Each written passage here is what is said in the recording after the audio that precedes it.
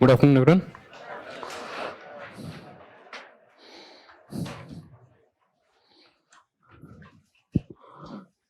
How are you all? Thank you. I'm also good. Good.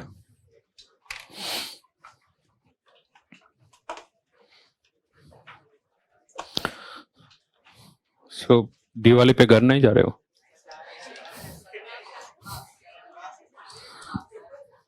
Monday तो नहीं यार. 3 दिन का छुट्टी मिलेगा.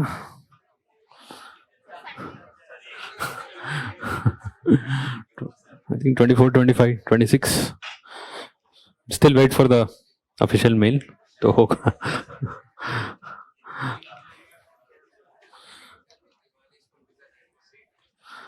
So, जब हम पढ़ते थे तो एक ही दिन मिल रहा था.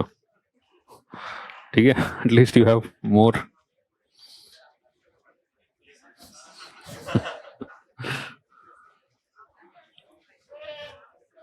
वो तो बहुत पुराना टाइम था.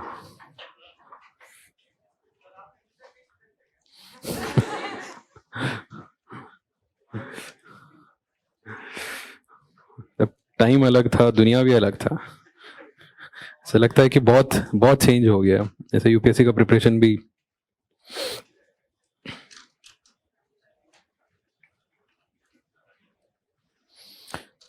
हम तो we were majorly depend upon the books. Okay, तो आपके पास में तो इंटरनेट है. सो बहुत लोग ऐसे क्लास में सुनते ही ऐसे इमीडिएटली पैरेलली गूगल सर्च भी कर लेता है.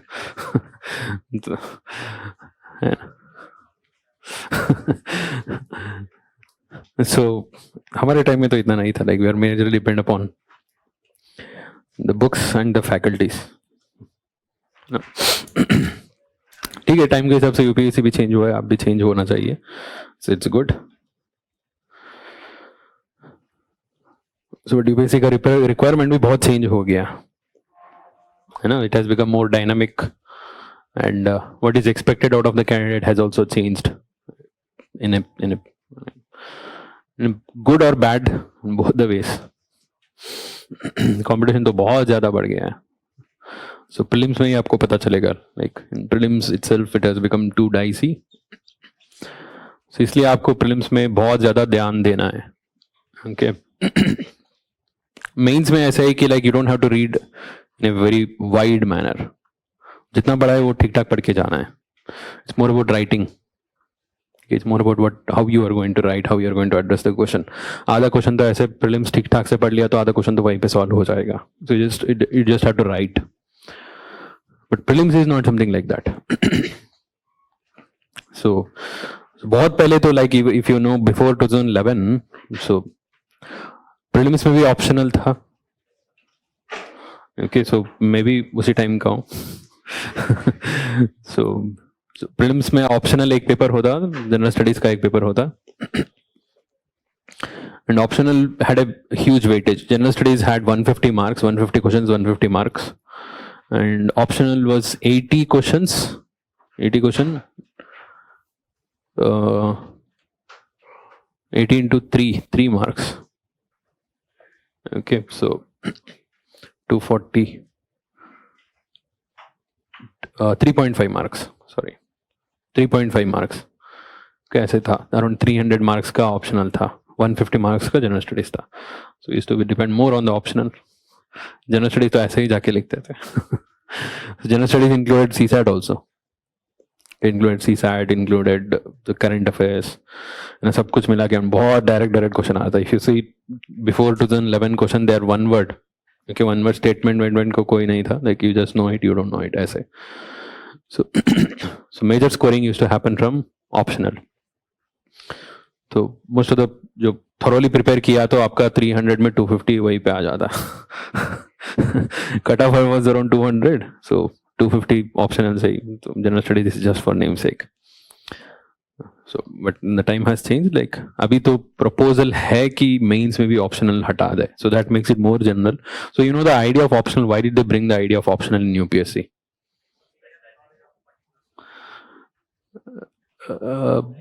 or actually the people who are preparing for UPSC itself was very less. Okay, you go back to 60s, 70s, the people who are appearing for civil service itself was very less.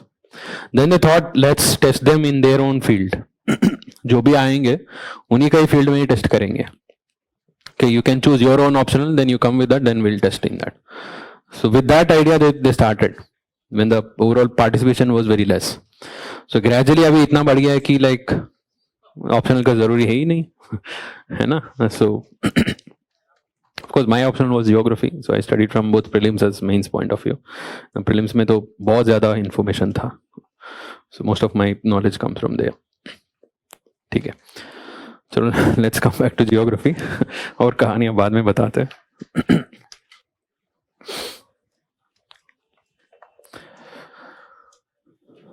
ठीक है.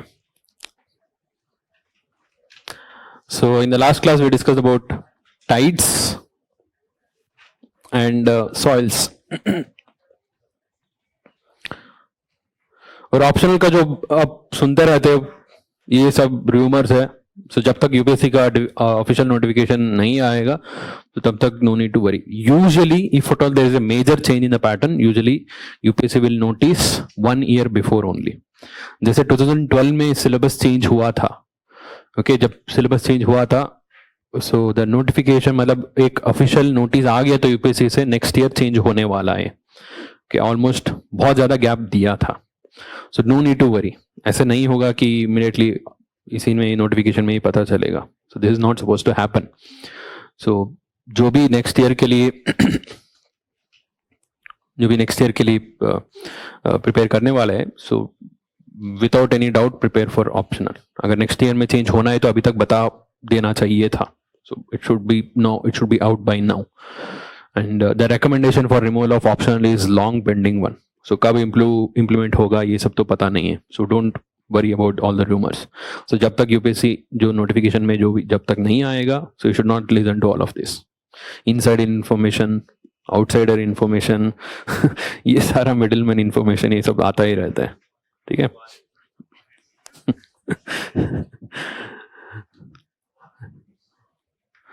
तो ठीक है. So we discuss about tides. Tides are basically the regular rise and fall on the water level of the oceans, caused due to the gravitational pull of sun, gravitational pull of moon, and the centrifugal force of Earth's revolution. So that causes a regular rise in the water level because the water gets bulged in few of the regions and gets lowered in other regions.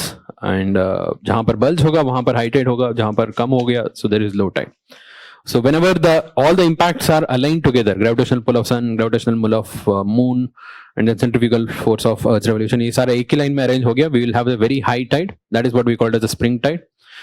So and spring tide का जो both the high tide as well as low tide दोनों ज्यादा high range में रहता है. That is what is spring tides.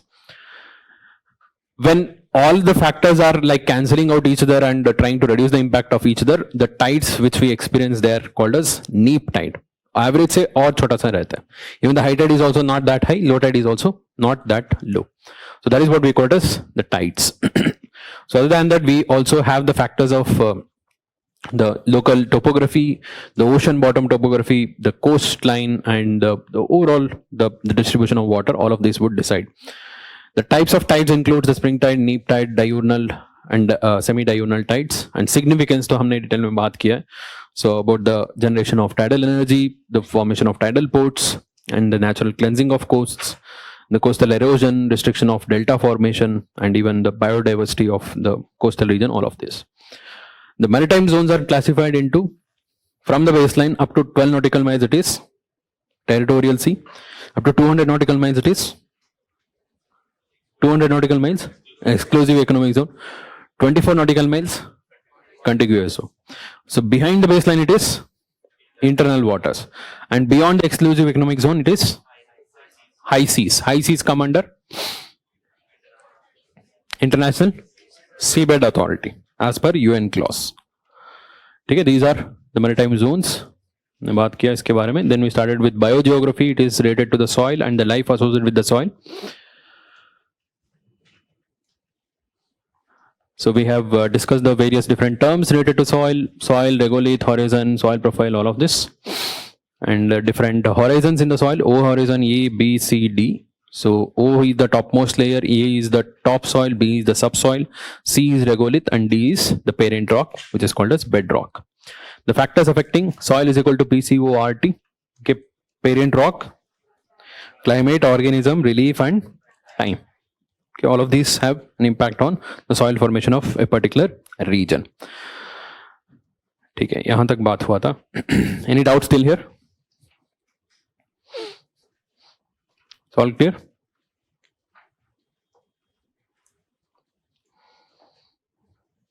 ठीक है. So let's continue and complete this part of soil. ज़्यादा नहीं है इसमें. और आपका मैपिंग कहाँ तक हुआ है? कौन सा continent?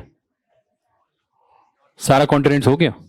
So we have covered North America, South America, so Australia, Oceania, Antarctica भी हो गया. सारा हाईएस्ट पॉइंट, लोएस्ट पॉइंट्स. ठीक है, गुड. सो मतलब वर्ल्ड मैपिंग सब बेसिक इंट्रोडक्शन तो हो गया है. डिटेल में हम करवाएंगे, दोबारा करवाएंगे. So will do that. ठीक है, then will finish this and start with Indian geography. ठीक है. So in biogeography, the next part is soil formation process.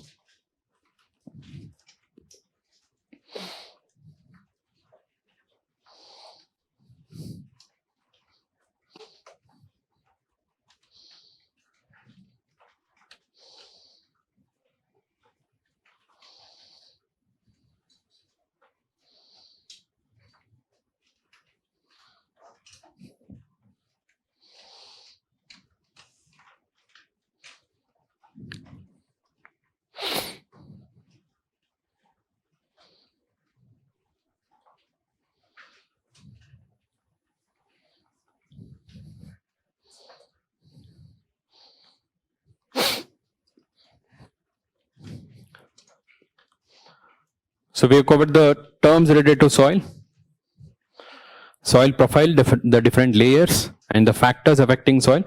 The next one is soil formation process.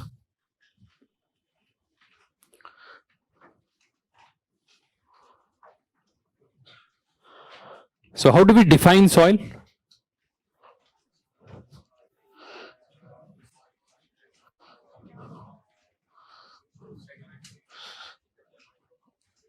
Filled with organic and inorganic matter.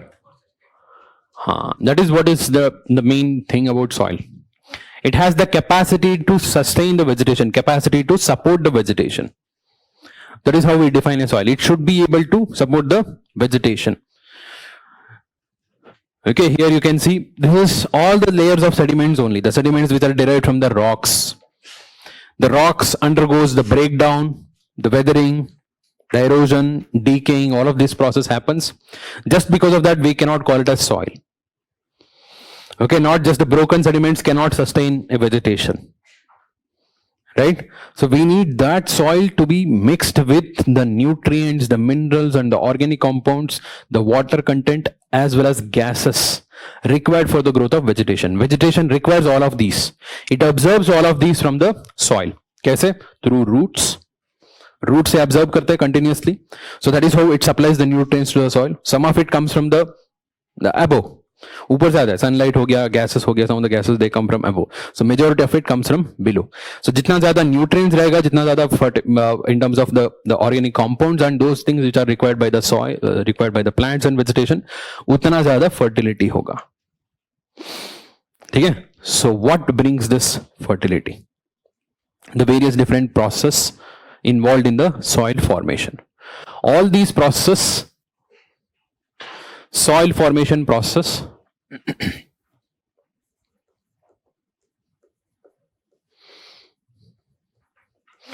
are categorized into two types of processes. कि दो तरीके का process होता है. One, transformational process. Second, translocational process. एक है transformation, दूसरा translocation. So what is the meaning of this? ऊपर से क्या लग रहा है? The basic difference between these two processes.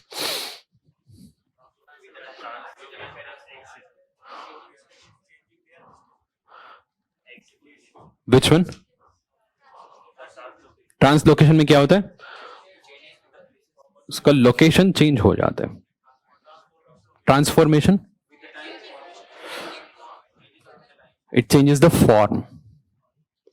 Change in the location, change in the form.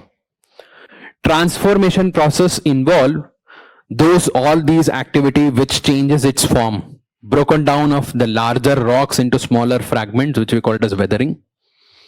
Broken down of these smaller fragments into much finer fragments through the process of decay and disintegration.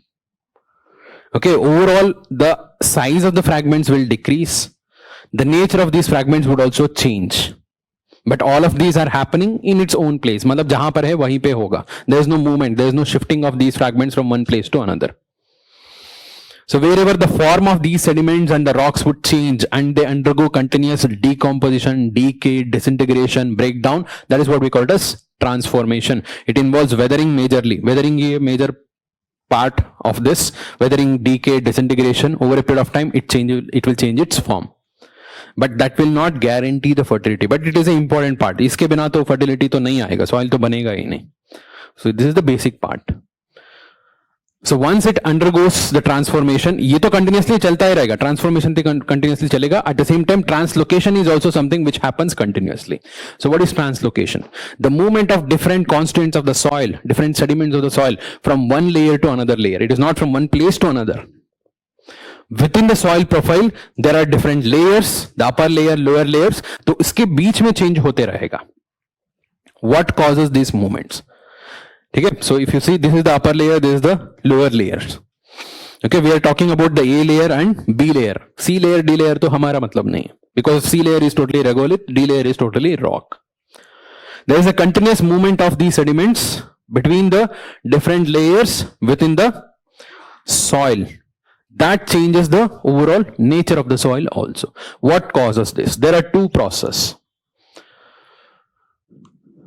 One, the precipitation.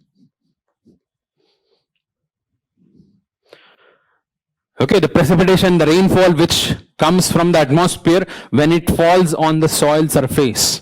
When it falls on the soil surface, a part of it flows, a part of it seeps into the soil. We call it as percolation. A part of it percolates into the soil. When this water moves through the different layers of soil, slowly hoga, but continuously chalega. When this water moves through the different layers of the soil, various different minerals which are present here. Okay, बहुत सारा minerals group है because they're all derived from the rocks, derived from the rocks and the minerals. So some of them are soluble very easily in the water. Example,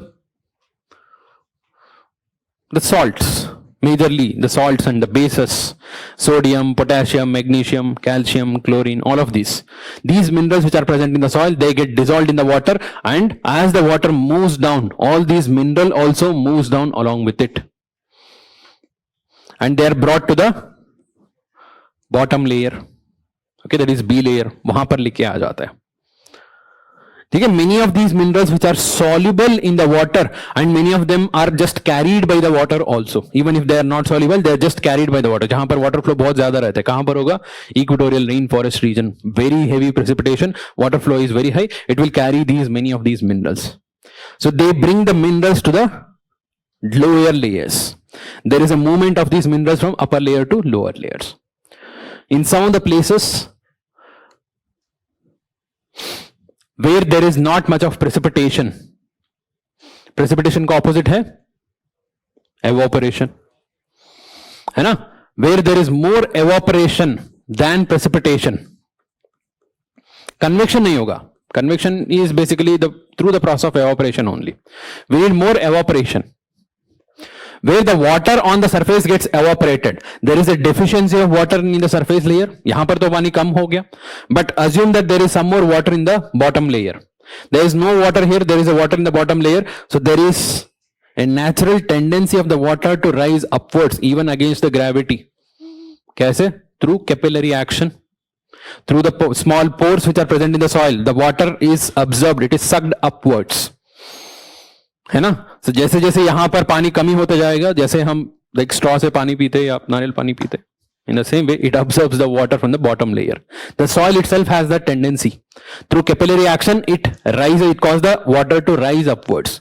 So now when the water is going upwards, in the upward direction, here also the minerals which can be present here may be dissolved in the water, and now that can also be brought to the top layer, right? But when the water evaporates, it will leave the minerals back here. Water will not get evaporated along with these minerals and salts.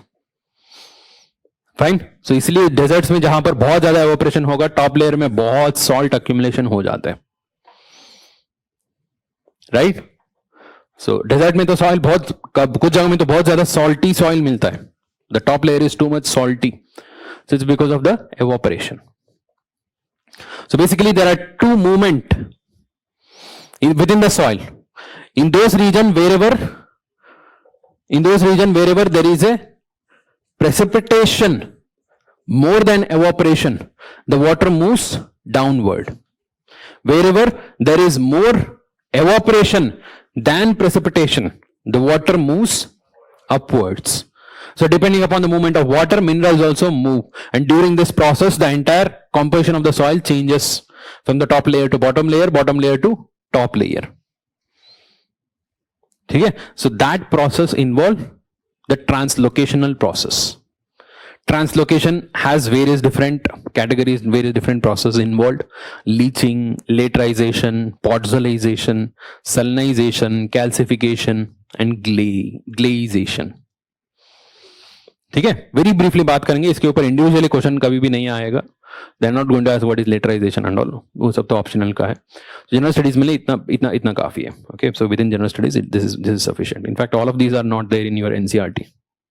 NCERT में बस एक single para मिल जाएगा, weathering में soil formation इससे हो जाता है बस. ठीक है? So overall process of weathering, the process of soil formation involves, first you should talk about what is soil, the various different factors affecting soil and the process involved here. Two major process, one is translocational, दूसरा transformation. Transformation तो overall form change होते जाएगा. Translocation, the location will change, and that is through the movement of water between the upper layer and lower layers. Wherever there is a higher precipitation, water moves downward in the soil.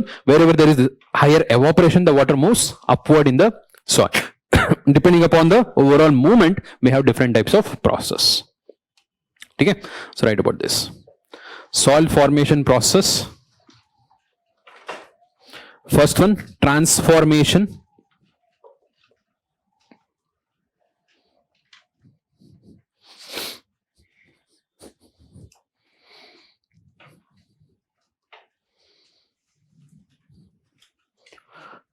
Transformation. The process of change of soil constituents.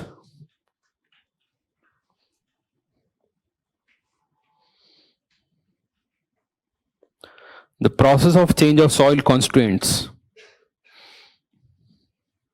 from one form to another.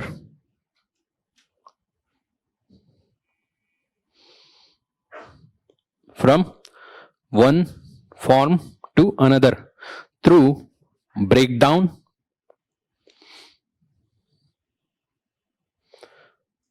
weathering,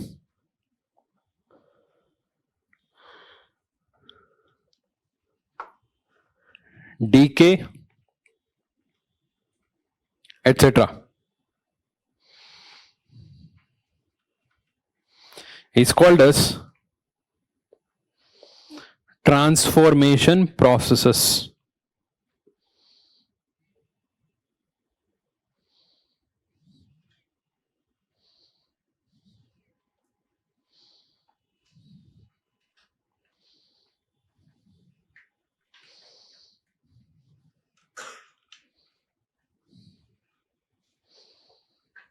Next, translocation.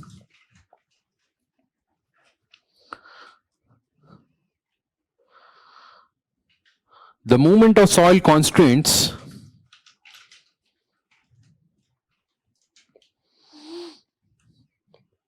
from one horizon to another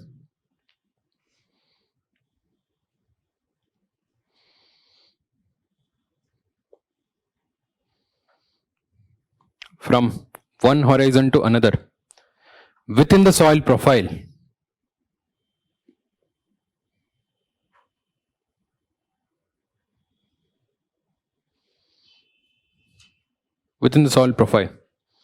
is called as translocation.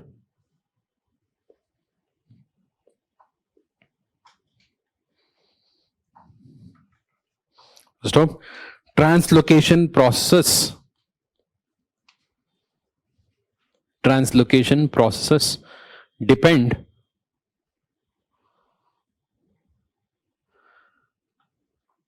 on rate of precipitation and evaporation.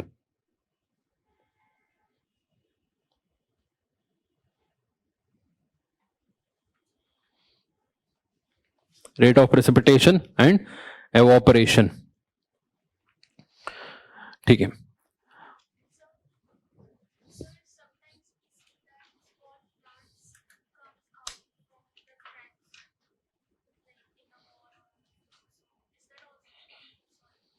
No. So that's basically the seeds which are dropped by birds. It will get stuck in some of the cracks. It just requires some water, moisture, and anyway concrete या दीवार में तो थोड़ा बहुत nutrients मिल जाता है, उसको use करके वो आ जाता है. Not every plant can come, only few of them can come. जिसका वो finally the roots will try to find the soil, वो ऐसा ही it will try to find its way. So that is how it grows. It will not be through the soil वहां पर. सो हमेशा soil का जरूरी नहीं है. ठीक है. So in the normal region wherever there is downward movement of water, मान लो थोड़ा बहुत downward movement है, okay, there is an average precipitation. So what happens, the water which is percolating through the soil will dissolve some of the minerals which are there in the top layer. Okay, basically the salts and other minerals, and it will bring them and deposit in the bottom layer. Right? It will bring them and deposit in the bottom layer. It involves two processes here. One, removal of these minerals from the top layer. Second, deposition of the same in the bottom layer. That removal is called as alluviation. Deposition is called as eluviation. The removal of the minerals from the top layer is called as alluviation. The deposition of the minerals in the bottom layer is called as elevation. It is part of the same process. यहाँ पर remove किया तो deposit तो होना ही नीचे. The overall process where there is a faster movement, बहुत ज़्यादा movement हो रहा है, बहुत ज़्यादा पानी नीचे जा रहा है, that is what we call it as leaching. Leaching is where there is more amount of downward movement of water. Wherever the water is moving downward, it causes elevation and elevation. अगर बहुत ज़्यादा हो रहा है, wherever the precipitation is high, it results in leaching. Leaching is the overall process where the water continuously moves downward and removes majority of the minerals from the top layer and deposits in the bottom layer. Leaching makes the soil less fertile. क्योंकि इसमें जो भी minerals था उसको हटा दिया. That is why leaching is bad. Okay, इसको थोड़ा सा fertility कम कर देगा. Normal elevation तो चलता ही है, सारा soils में चलता है. Whenever the water goes down, it causes elevation and deposition is elevation. But excessive form is leaching. ठीक है? First one, alluviation. So these are the different translocational process. Transformation तो same ही है, जो weathering, decay सब तो हमने पढ़ लिया उसके बारे में. So translocation में first one, alluviation.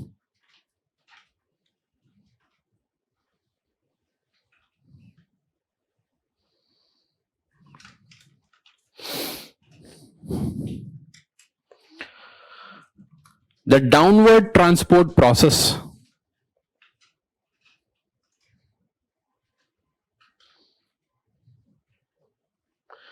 The downward transport process through which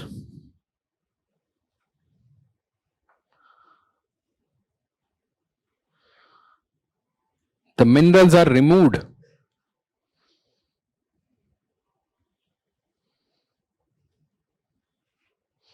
from top layer.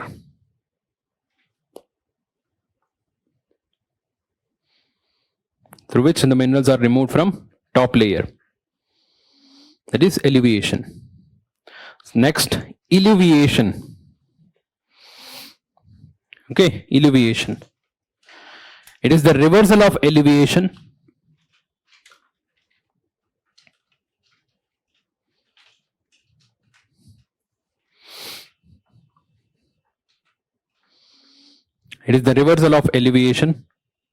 where the matter accumulate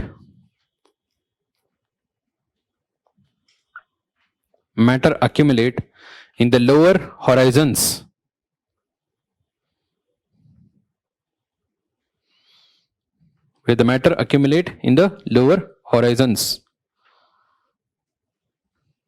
So it involves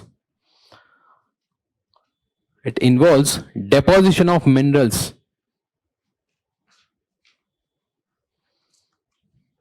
in lower layers.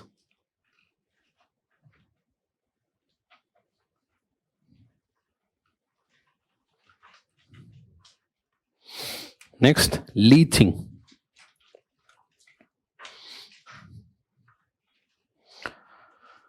So normal process elevation, but जब बहुत ज्यादा बारिश हो जाएगा, बहुत ज्यादा पानी नीचे जा रहे, so normal basis तो डिसॉल्व कर ही देगा. उसके साथ में जो ह्यूमस कंटेंट होता है, the humus content which is usually there in the top layer, even that will also be removed. What is humus content? So whatever the organic matter which falls from the trees, the leaves, the debris, or even the microorganisms, all the dead organisms which are there in the top layer. So this is made up of organic matter. It's basically made up of organic matter. It is made up of nutrients. Can the plants absorb it directly from them? No. It has to be in a form which is absorbable. The microorganism, the decomposing organism will convert this matter into that observable condition. That state where decomposition हो गया, उसका सारा nutrients release हो गया into the soil, जो black color rich रहता है, like it is totally rich in black color, so that is what we call as humus. It is the reserve of the nutrients in an easily observable manner. Okay, assimilate करना बहुत easy है humus से. It is the product of decomposition. ठीक है. So जिस soil में humus content ज्यादा रहता है, that is considered to be very fertile, जिससे nutrients बहुत easily मिल जाएगा. नॉर्मली तो टॉप लेयर में होना चाहिए क्योंकि ऊपर से ही आए हैं, बट बहुत ज्यादा लीचिंग जहां पर होता है, humus content is remove from the top layer and is leach to the downward layer, and many of the times वो तो दूसरी जगह लेके जाता है, सो फ्लो में खत्म हो जाता है. सो लीचिंग की वजह से वो खराब हो जाएगा. The fertility decreases due to the removal of humus content. ठीक है. So write about this. The percolating water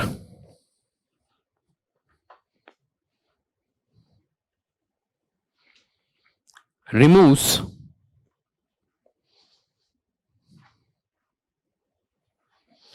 humus and soluble bases.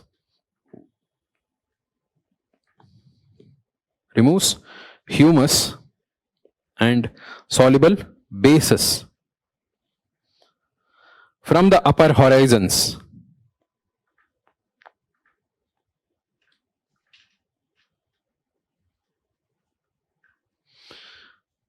And deposits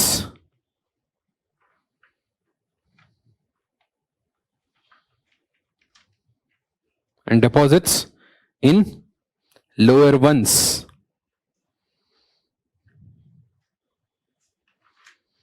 Stop. It is more pronounced. It is more pronounced in humid areas.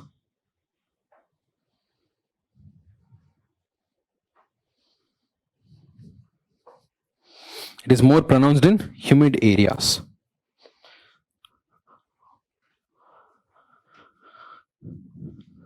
That is what is leaching. Humid areas is basically wherever there is a high precipitation, that is within the tropics wherever it is possible, and even along the eastern part of the continent, the China climate, okay, and the western part of the continent in temperate regions, the British climate. So humid areas में तो leaching होता ही है. But in some of the regions where there is a heavy leaching कहाँ पर होगा? Hot and wet climate. Okay, so Cherrapunji India में भी हो सकता है. Western Ghats, western side of Western Ghats. Okay, wherever there is hot and wet equatorial climate, leaching का extreme version हो जाता है. That is what we call it as laterization.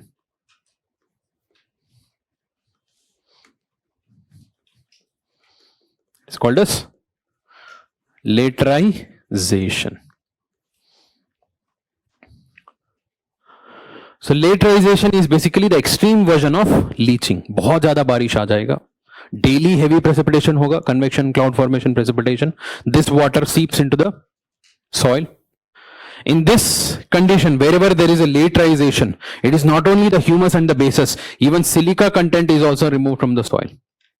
Silica को भी लेके जाता है. And most of the minerals are removed, except iron and aluminium. Okay, except iron and aluminium, most of the other minerals are removed. बाकी सारा को निकाल देगा. And iron and aluminium makes the top layer very hard. उसमें बचेगा majorly iron and aluminium. इसकी वजह से थोड़ा सा रेडिश कलर भी हो जाता है ना, because of the excessive presence of iron, and it makes the top layer hard. And in along with the high precipitation, if there is a high temperature also, because of the heating, it becomes hard pan जैसे hard crust जैसे हो जाता है. To that an extent that in some of the places they can even cut it and make it into bricks. Upper layer को तोड़ के उससे brick बना के वो घर भी बना देते हैं. Equatorial rainforest, equatorial hot and wet regions. Even the short time period of dryness, hot conditions would be sufficient. That is what we call it as laterization. Laterization makes the soil much more infertile. और खराब कर देगा. ठीक है? So overall, what is laterization? Laterization is the excessive form of leaching, where there is a very high precipitation and high temperature. Most of the bases, humus, including the silica and other minerals are removed, except iron and aluminium. And because of the excessive presence of iron and aluminium, the top layer becomes too hard. It becomes too hard, and during the hot conditions, it becomes hard crust. Okay? That soil is called as laterite soil. Laterite soil is the result of laterization. However, the top soil is acidic, क्योंकि सारा basis तो निकल गया. It makes it acidic. And this kind of soil is suitable for plantation crops. Plantation crops के लिए ये बहुत suitable है. उसका condition है ऐसे. Example: cashew nut, spices, coffee, tea, rubber. Okay, these are the crops which are grown well in this acidic soil, which is laterite, where the water is not stagnant, water flows continuously. So जहां पर ये ज्यादा आएगा, Western Ghats में हो गया, okay, so Northeast में हो गया, so there we find these soils. No, it's not because of that. Not because of that. The soil is acidic because there are no salts here. Earlier there was a balance between the salts and the other component. So सारा salts तो निकल गया. Only the acidic component is more. That's why it is more acidic. ठीक है? So you may ask, rain forest में तो इतना ज्यादा vegetation है, soil ठीक नहीं है, ये कैसे होगा? See, जब तक वो rain forest intact रहे, तब तक soil ठीक रहेगा. Even with this kind of soil, the vegetation is already there. Once you cut it down, so फिर और बिगड़ जाएगा. It will become more infertile because the soil is very fragile. It doesn't mean that it is lacking totally nutrient. Nutrients तो है, थोड़ा बहुत है, क्योंकि humus content है. Continuously गिरेगा, decompose होगा, वो भी wash out होगा, but there is a continuous falling of this litter, so it supplies the basic minimum nutrient which is required, and उससे ज़्यादा sunlight है, so water content भी है, so it supports the vegetation growth. However, once you cut down the vegetation, so for example, shifting cultivation you might have heard. Okay, equatorial rainforest में shifting cultivation करते, they cut down the forest, they burn it, then they do agriculture. Okay, it's called a slash and burn. Okay, so there, once you cut down the forest, it will expose this soil into the rain directly. पहले तो थोड़ा बहुत वो force कम था, because there's a thick vegetation. The water will not fall directly. Now it falls on the soil directly. It will cause heavy soil erosion और खराब कर देगा. It causes a total deterioration of the soil condition. ठीक है? So that is what is laterite soil. Laterite soil बोलते हैं इसको, which is the result of laterization. ठीक है?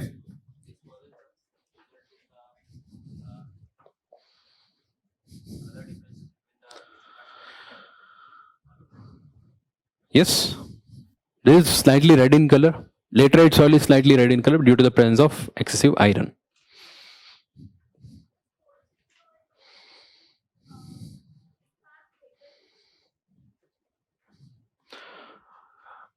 Not much. Anyway, whatever the region which we experience the laterization, it is near to the equatorial region, and there is no specific kind of porosity and permeability conditions over there. Normally, बारिश इतना ज़्यादा होता है कि it will percolate. Okay, the soils are not that hard here कि it will not let it percolate. Normally तो होता ही.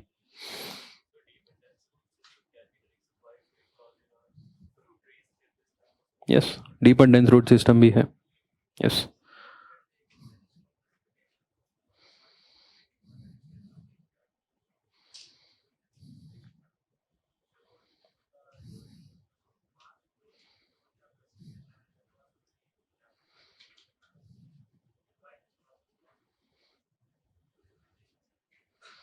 Okay, you wait till we complete this.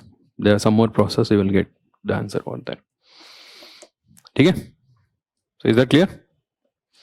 Vegetation तो deep root system भी है. It will get the nutrients. But once you remove the vegetation, फिर problem शुरू होगा. वो पूरा soil तो wash out हो जाएगा ना. So the problem comes up over there. So write about this laterization.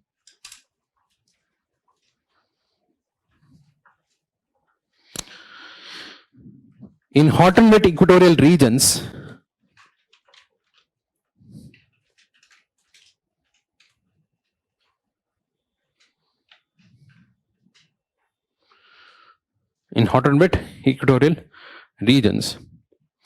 heavy leaching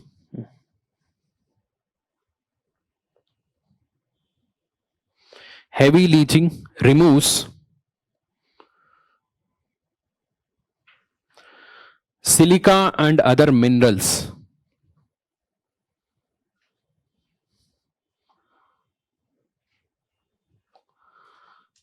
Heavy leaching removes silica and other minerals except iron and aluminium.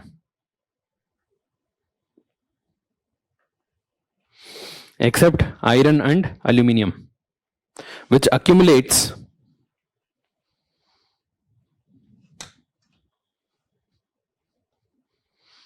at the surface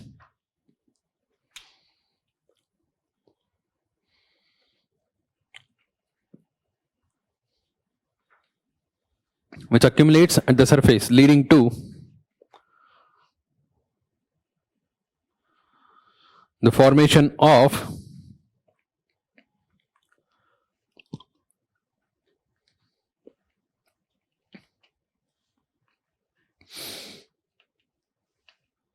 hard iron crust.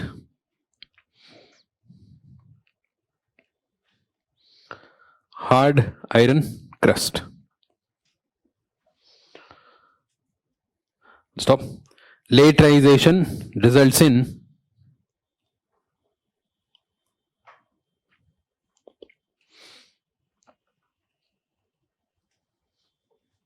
the formation of laterite soil.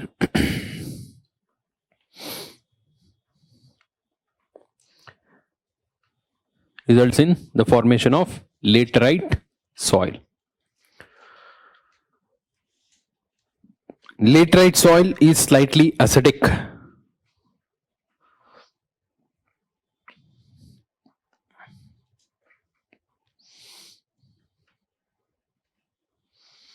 Laterite soil is slightly acidic and is good for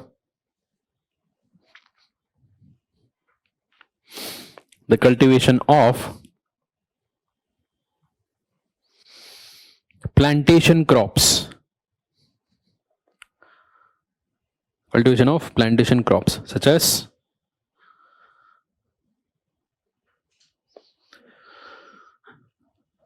spices, cashew nuts, coffee, tea, rubber, etc. Spices, cashew nut, coffee, tea, rubber, etc.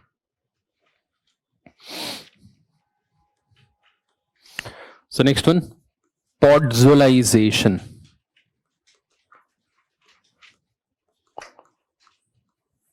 Podzolization.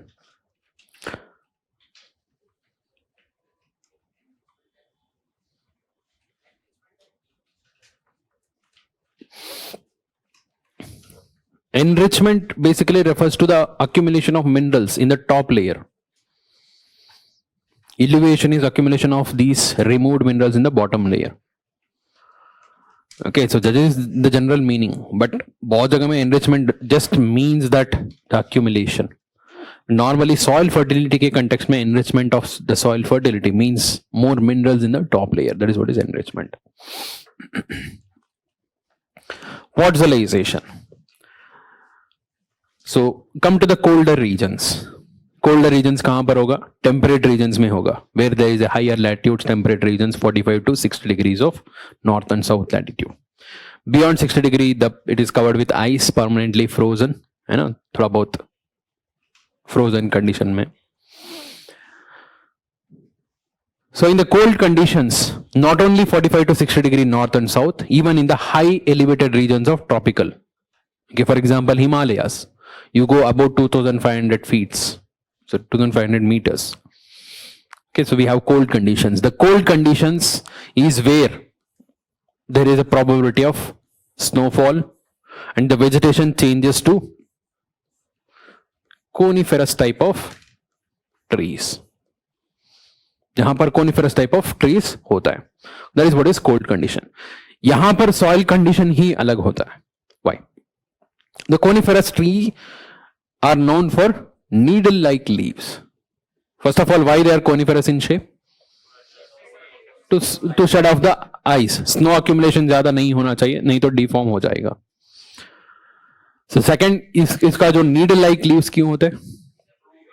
Reduce the evaporation. And these leaves are waxy coated also. And when they fall on the ground, the leaves which are from these coniferous trees, they don't undergo easy decomposition. पहले बात तो temperature कम है, bacterial activity कम है, very slow bacterial activity. दूसरा है कि इसका nature भी ऐसा है कि बहुत इजीली डिकम्पोज नहीं होगा. There is a slow decomposition process of this leaf litter. Okay, बहुत स्लोली डिकम्पोज होगा. And during that it releases organic acids.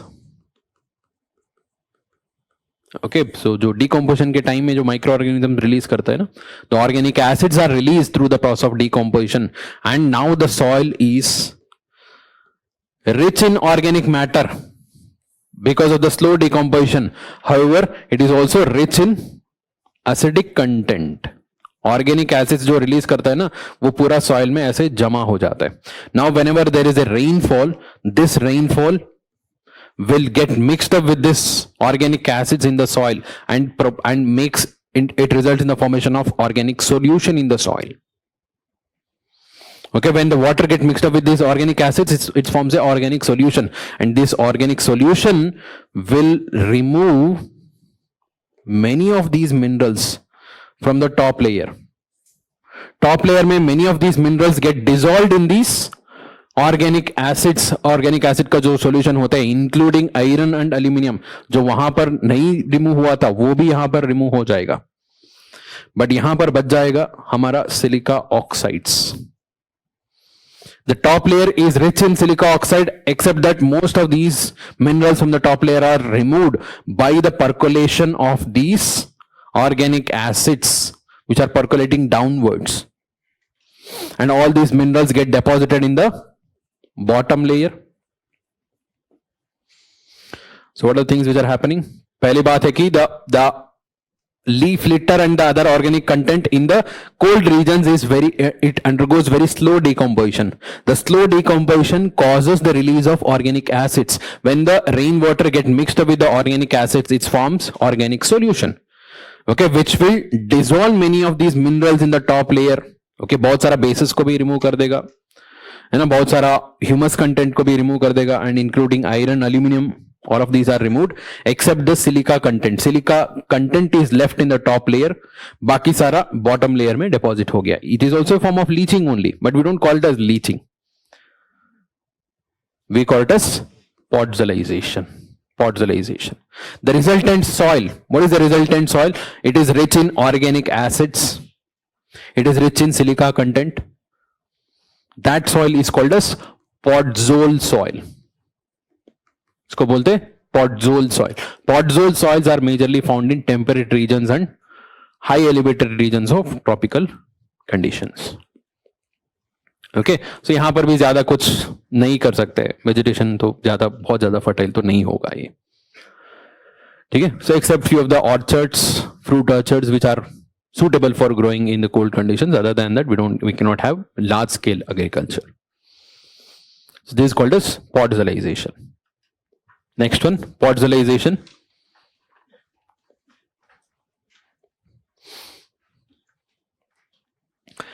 In temperate regions,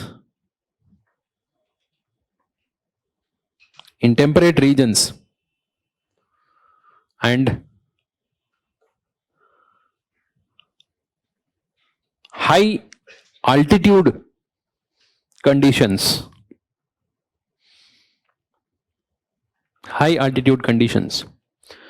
the slow decomposition of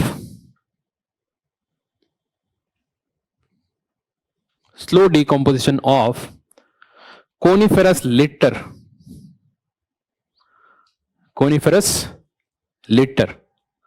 L-I-T-T-E-R, litter, coniferous litter, along with the precipitation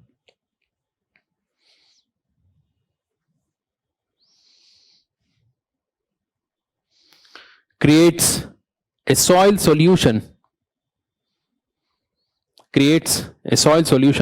that is strongly acidic.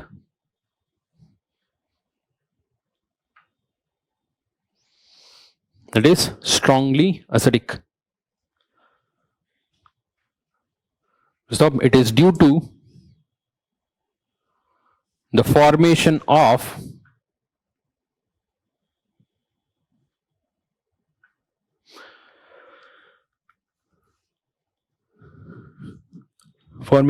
organic acids,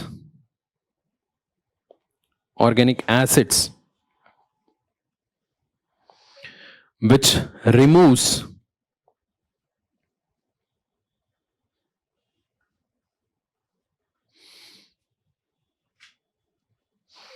aluminum,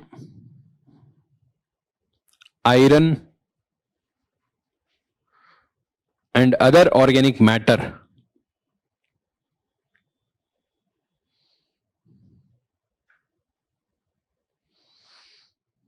Stop. However, it leaves a top acidic layer rich in silica.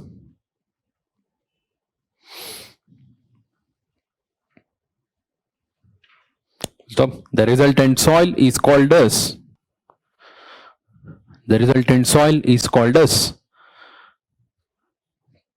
podzol soil.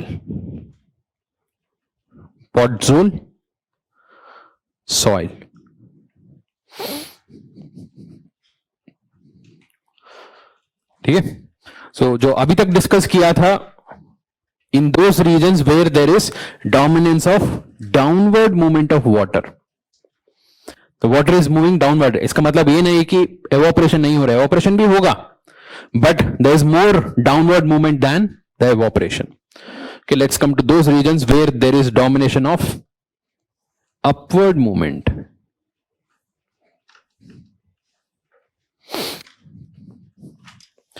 Okay, this is O layer, A, B, C, D. So where do we find the domination of upward movement? Where the overall evaporation exceeds precipitation. Overall evaporation exceeds precipitation. Precipitation ऐसे जरूरी नहीं कि precipitation बिल्कुल कम है, precipitation भी हो सकता है, but there is more of evaporation. Okay, so example, deserts, then grasslands. Grasslands, both tropical as well as temperate grasslands. दोनों जगह में tropical as well as temperate grasslands are those regions where there is more evaporation. Evaporation exceeds precipitation. इसका मतलब ये नहीं कि precipitation नहीं होगा, precipitation होगा, but there is more evaporation. So that means the water is moving downwards. At the same time, there is more upward movement. थोड़ा बहुत डाउनवर्ड मूवमेंट भी होगा, but there is more upward movement. Downward movement तब होगा जब बारिश होगा, otherwise there is more of upward movement. हाँ, depends on which plains. Okay, wherever there is more upward movement, majorly the soluble salts, the bases which are usually found in the lower layer due to the deposition by the water, they are brought to the upper layer. The salts and the bases which are usually found in the bottom layer are brought to the upper layer.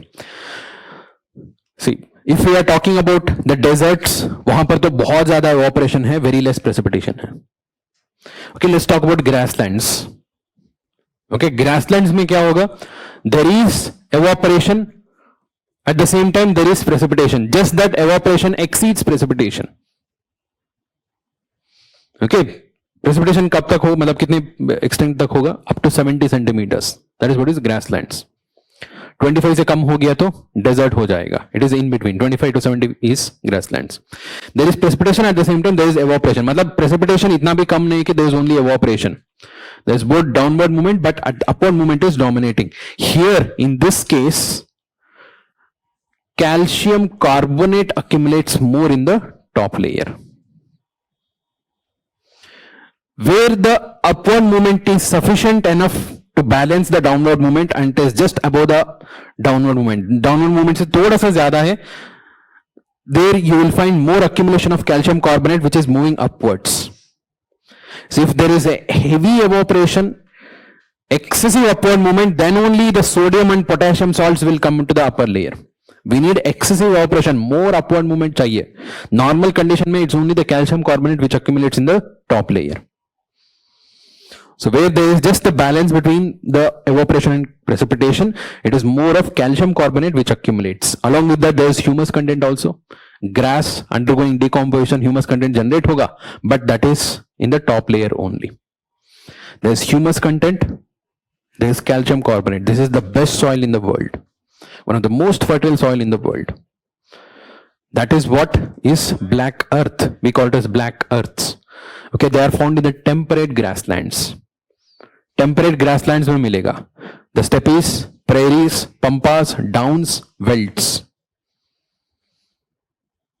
Okay, where there is excessive accumulation of calcium carbonate and there is also humus content. Okay, they are through the process of calcification. Calcification जहां पर होगा, wherever there is accumulation of calcium carbonate in the soil. कि वो कहां पर होगा? Where there is precipitation, at the same time evaporation just exceeds the precipitation, so the calcium carbonate moves upward. Precipitation ज्यादा है तो calcium carbonate नीचे आ जाएगा. Okay, calcium carbonate moves down, so calcium carbonate moves upwards and humus is also still there. अगर precipitation ज्यादा है तो humus भी नीचे आ जाएगा. That makes these soil one of the most fertile. I'm not talking about the tropical grasslands. Tropical grasslands are more dry. Dryness बहुत ज्यादा है ना? So that's why they are not the fertile ones. The fertile ones are temperate grasslands. Wherever we mark the temperate grasslands, okay, कौन सा climatic condition है? Continental, which is also called as steppe type of climate. They are the most suitable for agriculture, large scale agriculture. All of them, most of them are converted into agricultural lands because of their fertility. One of the most fertile soil. They are called as the black earths due to the accumulation of this humus content in calcium carbonate. ठीक है?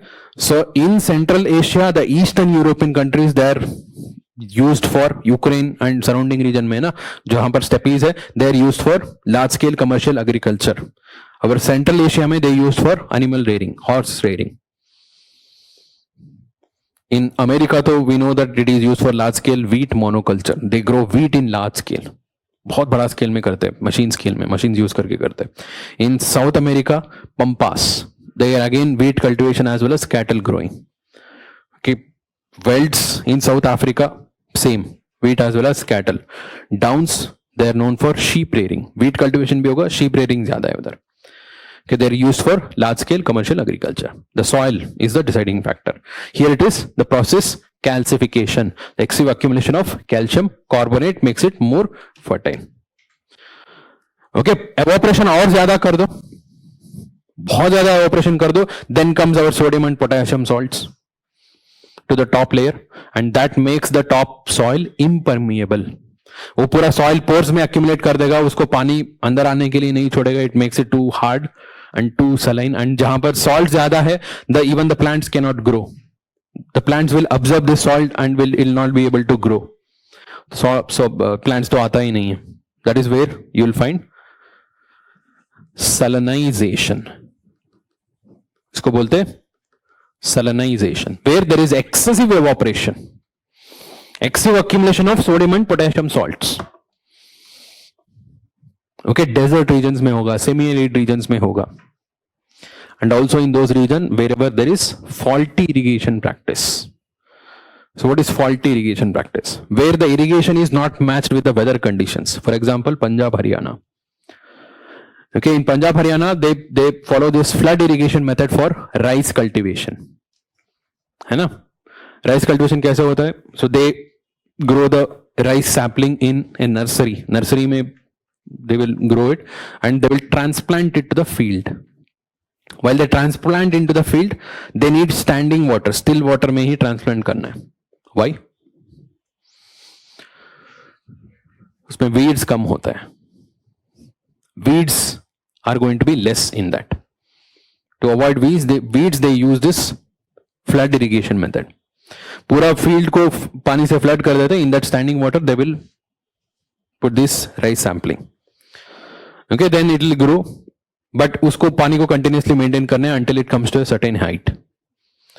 But Punjab Haryana में क्या होगा? The rice cultivation is happening in summer. There is excessive heat, excessive sun. It causes all this water to get evaporate. पानी तो free में मिल रहा है, तो फिर दोबारा लोड करेंगे, है ना, इरिगेट करेंगे, पावर भी फ्री मिलता है कुछ जगह में. So they will just irrigate the fields. However, the water is continuously getting evaporated. But when the water evaporates, it will leave the salts behind.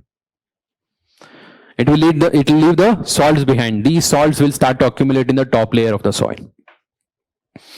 Over a long period of time, even though the amount of salts in the fresh water is also less, but still it contains the salts. Okay, 5 parts per thousand से तो कम होगा ही ना, थोड़ा सा तो रहेगा ना. If the water is continuously evaporating, it leaves the salts behind and makes the salts saline. There also the salts accumulate. That is also we call it salinization only. And there also it makes the soil impermeable, hard बन जाएगा, impermeable हो जाएगा. So it makes it unfit for cultivation. In many parts of Punjab Haryana, it is common. That is what we call it as the faulty irrigation practice. ठीक है? That is salinization. ठीक है, calcification हो गया, salinization हो गया. Last भी बता देता हूँ, glaciation. What is glaciation?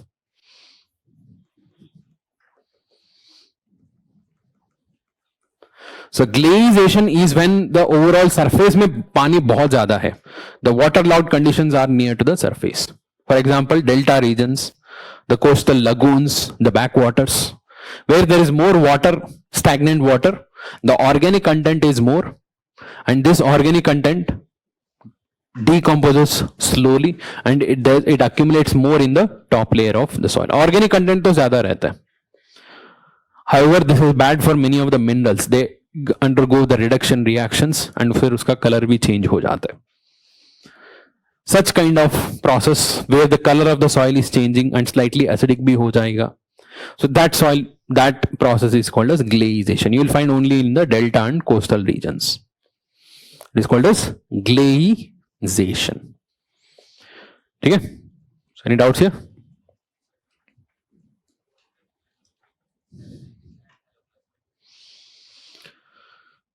Haloclasty is a weathering process,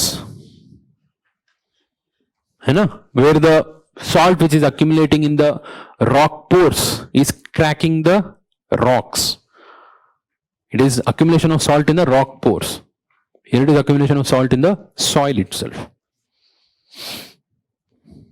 Okay, write about this. Next one, calcification. So all of these are translocational process. Okay, wherever there is a movement of these minerals, है ना, सारा translocation ही है. Calcification, next one. It involves accumulation of calcium carbonate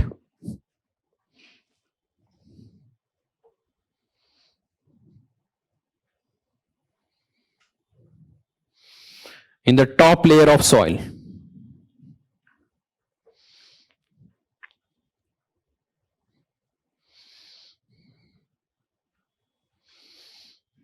Accumulation of calcium carbonate in the top layer of soil. Stop. It is more active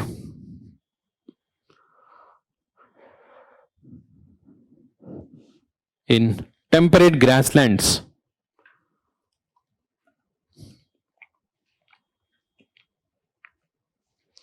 where evaporation exceeds precipitation.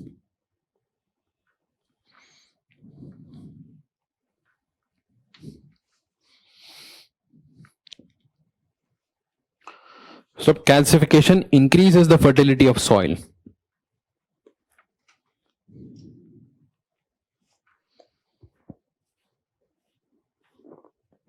Calcification increases the fertility of soils. Next, salinization.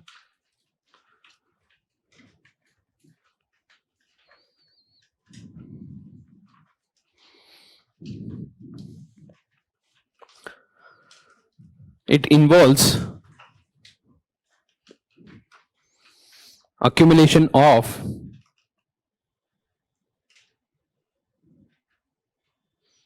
highly soluble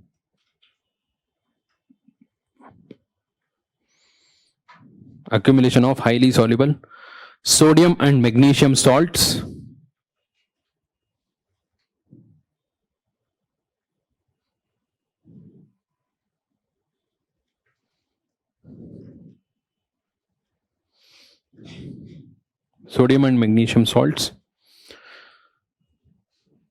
in the soil.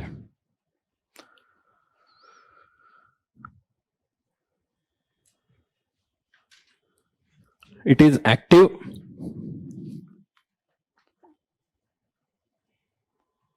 in the regions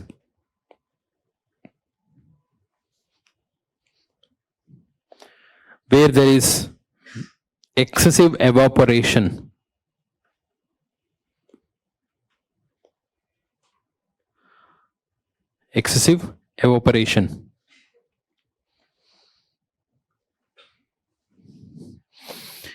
That is arid and semi-arid regions.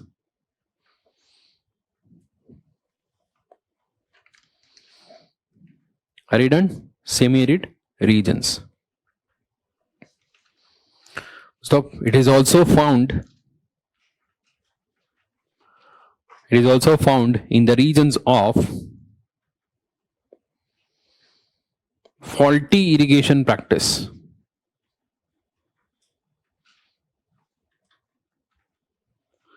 In the regions of faulty irrigation practice.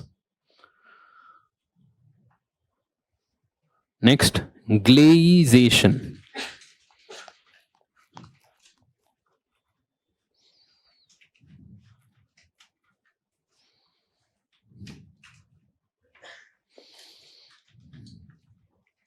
It is observed in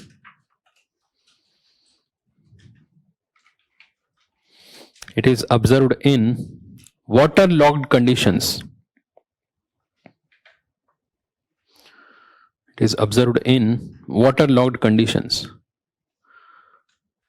Where the color of topsoil, the color of topsoil changes due to reduction reactions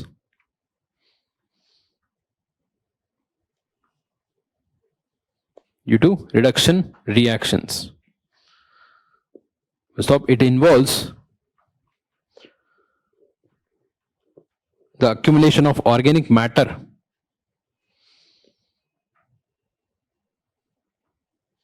in the upper layers of the soil.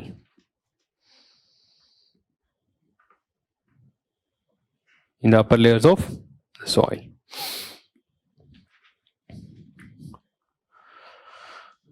So why is laterite soil acidic in nature? Because it contains iron and oxide. देखो acidic इसलिए कि वहां पर कोई basis बचेगा ही नहीं. There are no salts left. है ना? It's because of the absence of salt जो सारा पानी में मिक्स होके निकाल दिया, so जिसकी वजह से वो acidic रहेगा. The last part, distribution. Okay, that is different types of soils. So, इसमें कोई डिक्टेशन का जरूरी नहीं है, एक जनरल पैटर्न है, पैटर्न समझ लो काफी है. So, ये भी बहुत डिटेल है जनरल स्टडीज के लिए, so इतना डिटेल में जरूरी नहीं है, because there are different methods of classification of soil, and the overall classification of soil across the world, whatever the soils are there, they can be categorized into two types. Okay, अभी तक तो समझ आ गया होगा. Those soils where there is a excessive precipitation, that is one group. Those soils where there is evaporation is more. जहां पर wherever the water is moving downwards, wherever the water is moving upwards. So they are classified into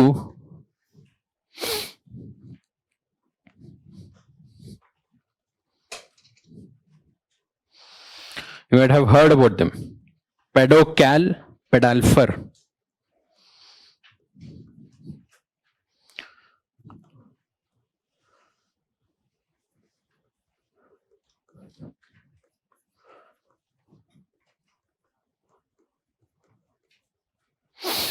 पेडोकैल्स and pedalfer सुना है? ठीक है, बहुत easy याद रखना. Ped means soil. Ped means soil. Alfi means aluminium and iron. ठीक है, here it is calcium, है ना? पेडल्फर्स एंड पेडोकैल्स. सो यहां पर होना चाहिए डाउनवर्ड मूवमेंट ज्यादा, यहां पर होना चाहिए अपवर्ड मूवमेंट ज्यादा. ठीक है, so these are the reasons where there is a high precipitation. You will find pedalfers. These are the regions where there is a high evaporation. You'll find pedocals. Okay, that is the first difference. Pedalfers are the group of soils where there is downward movement of soil. So there it is upward movement of soil. Here it is downward movement because there is a high precipitation. There it is upward movement because high evaporation. लिखते जाओ, यहाँ पर कोई dictation का जरूरी नहीं है.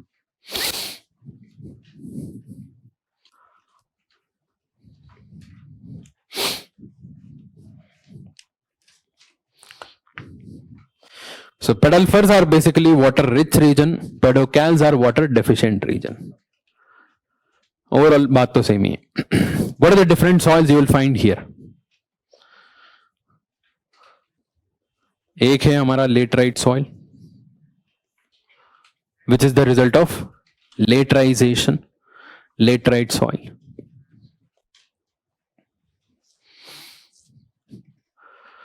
दूसरा you might have heard about red and yellow soil, commonly called as red soil. जहां पर बहुत ज्यादा बारिश नहीं होगा, नॉर्मल प्रेसिपिटेशन होगा, where the iron reacts and gets oxidized, इसीलिए रेड कलर रहता है, रेड येलो कलर रहता है आयरन ऑक्सीडाइजेशन की वजह से. बहुत ज्यादा बारिश हो गया, that is what is laterite soil. Normal precipitation, red and yellow soil.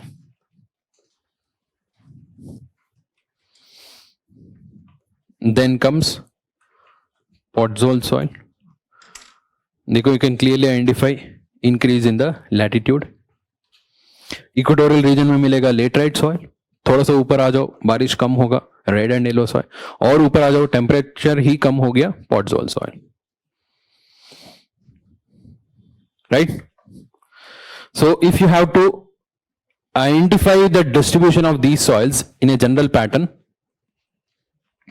कि take for example North America, कोई भी कॉन्टिनेंट ले लो, आपको आइडेंटिफाई करना बहुत इजी है.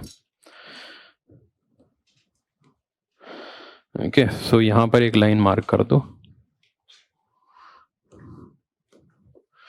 Near to this region wherever there is excessive precipitation you will find laterite soil. और थोड़ा सा ऊपर आ जाओ, थोड़ा सा रेड एंड येलो सॉइल. सो और थोड़ा सा ऊपर आ जाओ, you will find podzol soil. Along the eastern part of the continents where there is precipitation is more usually. Okay, western parts में गया तो precipitation कम हो जाएगा. There you will find pedocals. Pedal firs are usually on the eastern side. Usually, general pattern में बता रहा हूँ. So lower latitudes laterite soil, then red and yellow soil, then podzol soil.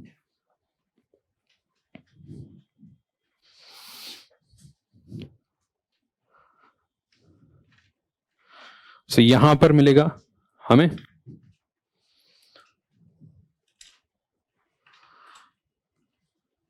prairie soil,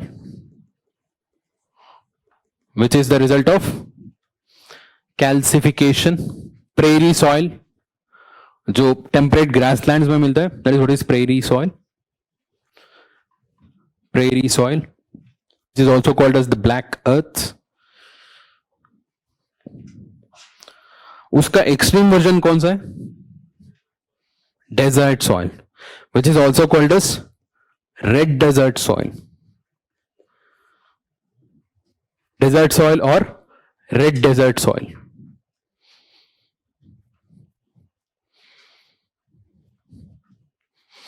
here the evaporation is increasing in this direction. जो सबसे minimum है, that is prairie soil. Just the evaporation is just exceeding the precipitation, that is what is prairie soil. बहुत ज्यादा हो गया desert soil और red desert soil. In between दो type आता है, दो तीन आता है, दो याद रखो. एक है चेरनोजेम, दूसरा है chestnut soil. Chernozem and chestnut soil. ज्यादा डिटेल में जाके कैरेक्टरिस्टिक्स याद रखने का जरूरी नहीं है. You just have to remember that it is in between where the evaporation is increasing. Prairie से ज्यादा एवापोरेशन होगा चेरनोजेम में, उससे ज्यादा एवापोरेशन होगा चेस्टनट, और ज्यादा एवापोरेशन हो जाएगा डेजर्ट सॉइल और रेड डेजर्ट सॉइल.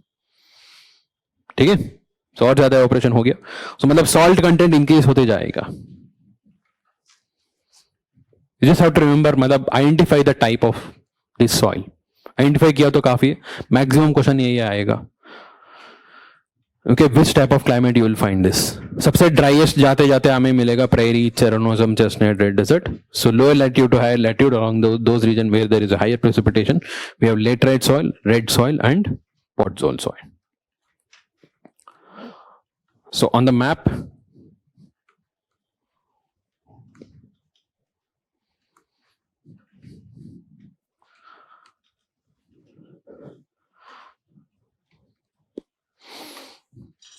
सो यहां पर मैंने मार्क किया था towards the eastern side laterite, red and podzol soil. Western side में लैटिट्यूड वाइज चेंज नहीं होगा, लॉन्गिट्यूड वाइज चेंज होगा, क्योंकि the more you move towards western margin the precipitation is less. Western margin में सबसे ज्यादा ड्राइएस्ट कंडीशन होगा, desserts होगा, वहां पर होगा डेजर्ट सॉइल. कॉन्टिनेंटल इंटीरियर में आपको मिलेगा prairie soil. This what is prairie soil. फिर chernozem, chestnut and then red desert soil और जस्ट डेजर्ट सॉइल. सबसे ज्यादा सलाइन तो ईस्ट टू वेस्ट मूव होते होते आपको मिल जाएगा. So you can apply the same to most of the continents. ठीक है, so this is the general pattern. इतना याद रखो, काफी है.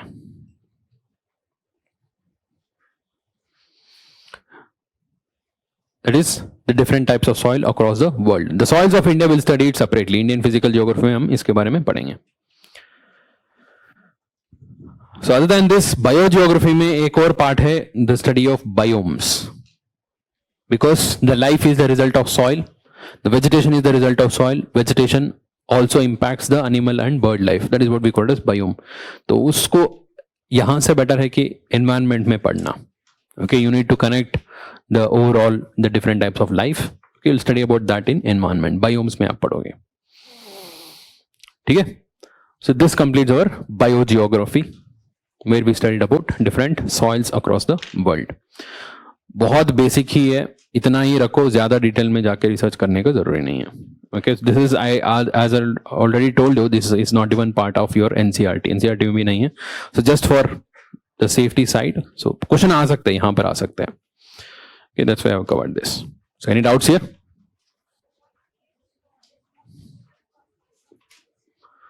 What pH is more suitable for? For vegetation growth. So normal pH of the vegetation, the fertile soil is 6 to 7 होता है. 6 to 7 ही होता है नॉर्मल pH जो होता है, जहां पर मतलब जहां पर वेजिटेशन होगा. बहुत ज्यादा सॉल्ट अक्यूमुलेशन हो गया तो कैल्सिफिकेशन में थोड़ा सा ऊपर जाएगा, सल्फनाइजेशन में और ऊपर चला जाएगा, which is bad actually.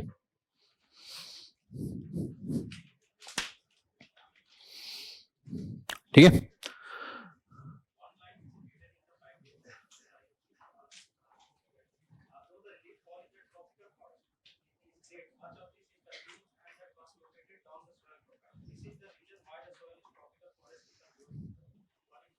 Is this the reason why? वो तो समझिए, लास्ट लाइन बताइए.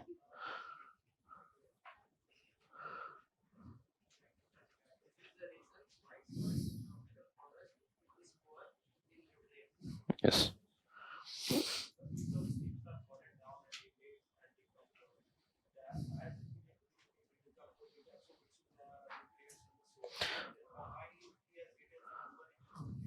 Because whatever the nutrients which are getting added to the decomposition, first of all, the decomposition rate itself is very high in tropical region. Why? Faster decomposition, faster bacterial activity, high temperature है, high water content भी है, तो bacterial activity बहुत ज्यादा रहते हैं. They also decompose the organic matter faster, जिसकी वजह से वो nutrients add होगा. But जैसे जैसे add होगा immediately वो wash down भी हो जाएगा. We need that nutrient to accumulate in the soil. थोड़ी देर के लिए वो रुकना चाहिए, तब भी वो plants absorb कर पाएगा ना. So here there is no time. The daily precipitation is happening. That will remove these nutrients and it will be taken to the bottom layer. That is what we call it as poor in nutrients. Peat is a type of coal actually, but we don't use it for burning actually, because there is too much of water content in that.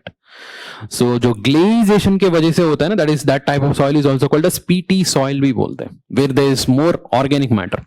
But if you leave it for sufficient longer duration, over a period of time it gets converted into coal. Organic content जो water content है वो कम होते जाना चाहिए.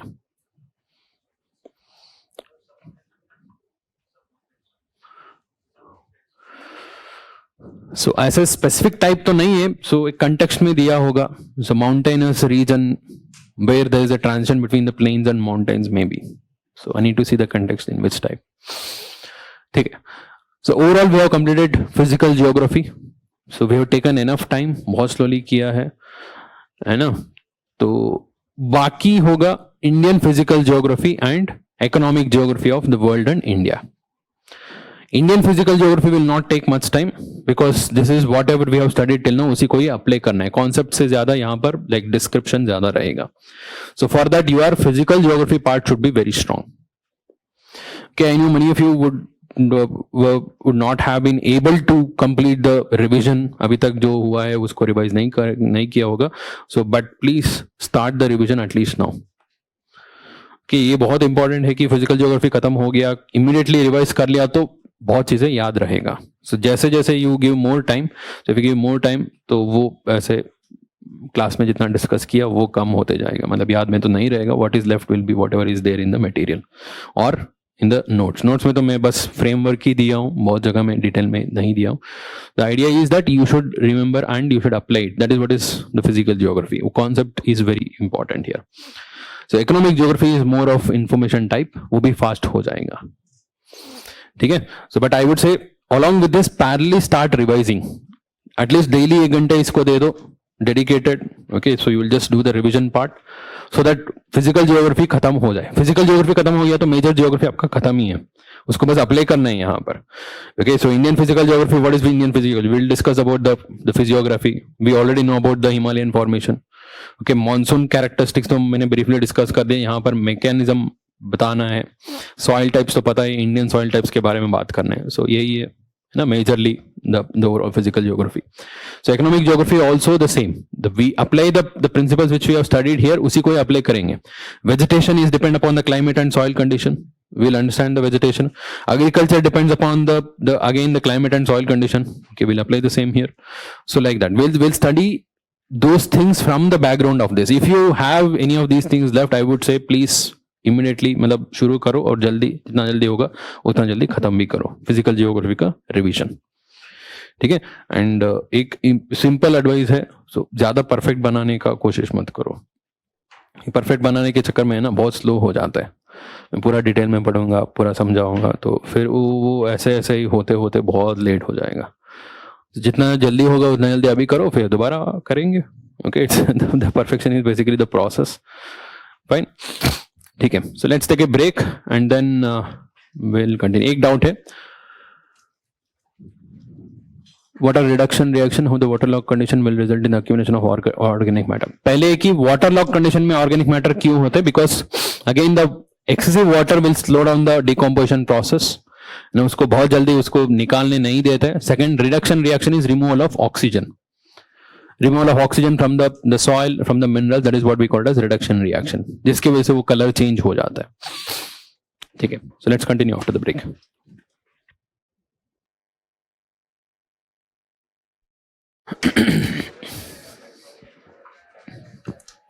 अच्छा, so biogeography में एक last part रह गया था. I forgot to tell you. The overall grouping of these soils are pedocalcs and pedalfers.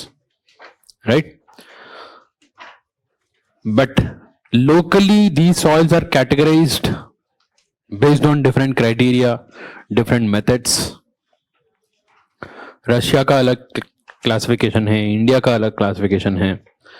So at the world level the most widely accepted one is USA, है ना. तो वो तो इम्पोज किया है. एक बात है कि थोड़ा सा और डिटेल में पढ़ा है. They have studied these soils in more detail manner. ठीक है. सो बहुत जगह में यूएसए का जो क्लासिफिकेशन है वो थोड़ा सा वाइडली एक्सेप्ट करता है.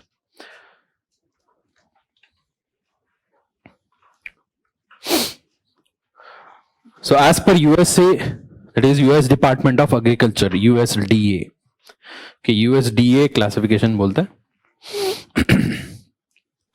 So it uses certain terms to identify different types of soils.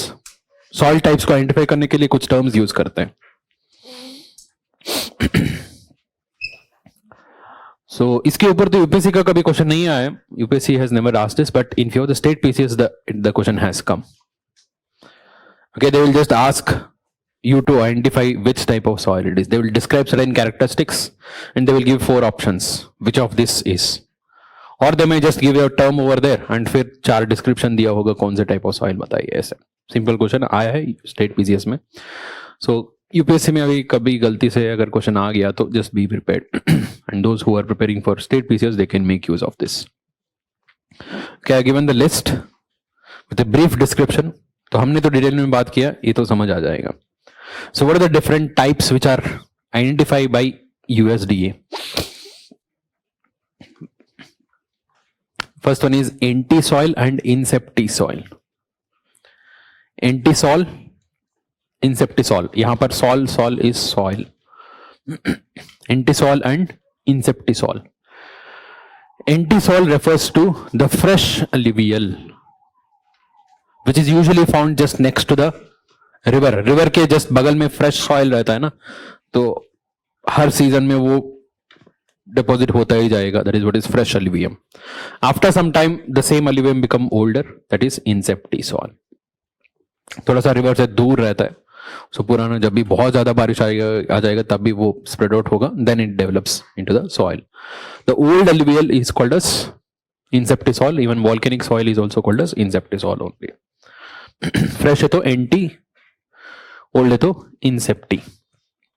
Spodo is very easy to identify. Podzol is spodo. Spodosol. Alfi is also very easy to identify. Alfi, which is leach soil, which is aluminium and iron. Alfi, ALFE. Alfi soil. Alti is Alfi ka next version hai, that is laterite soil. Okay, Alti you can remember ultimately leached soil. बहुत ज्यादा Leach हो गया है ना. अल्टी sol. ऑक्सीज laterite का भी और खराब वर्जन है. Okay, very weathered and very rich in iron and aluminium. That is what is oxi. तीनों सेम ही है. Overall leaching has started to increase. बहुत ज्यादा वेदर हो गया, ब्रोक डाउन हो गया. That is what is oxi. It starts with alfi. Alfi, ulti, oxi. Vertisol. Vertisol is special type of soil, black soil.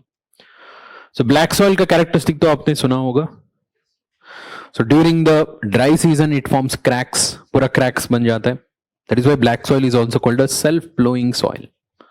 को self flowing soil हो जाता है. फ्लोइंग करने का जरूरी नहीं है. सो ड्राई सीजन में अपने आप फ्लो कर देगा.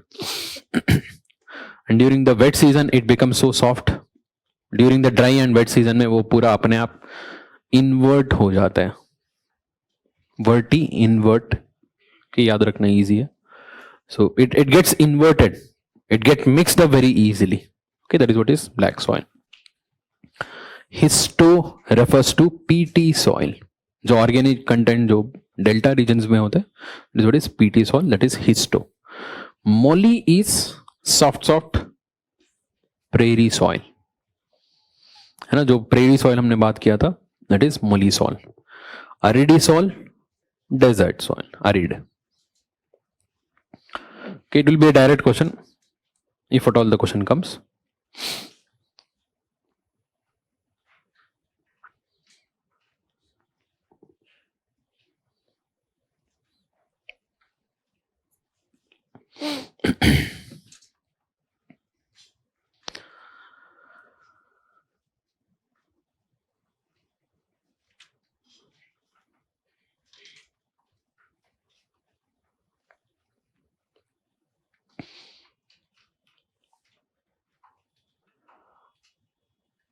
ठीक है.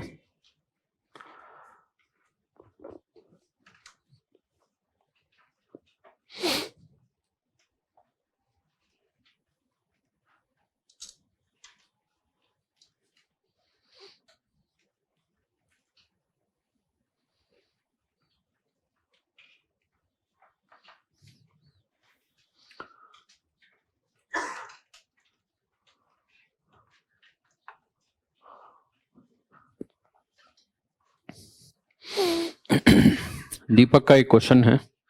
Technical advancement and scientific research can change the advantages into disadvantages into advantages of ENSO and other related phenomena on regional basis.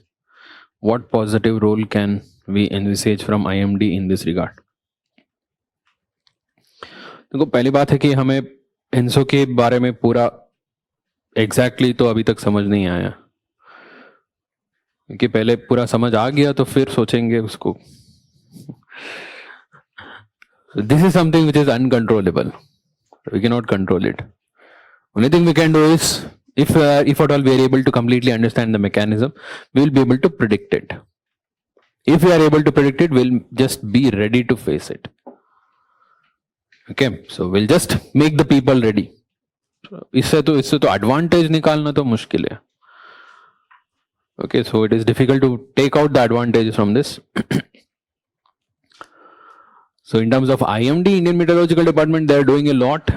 to predict the temperature, ocean temperature, the air pressure conditions. They have installed the floating stations, floating buoy, is वो जो water में होता है, and even we are using various different satellites to understand the various pressure conditions.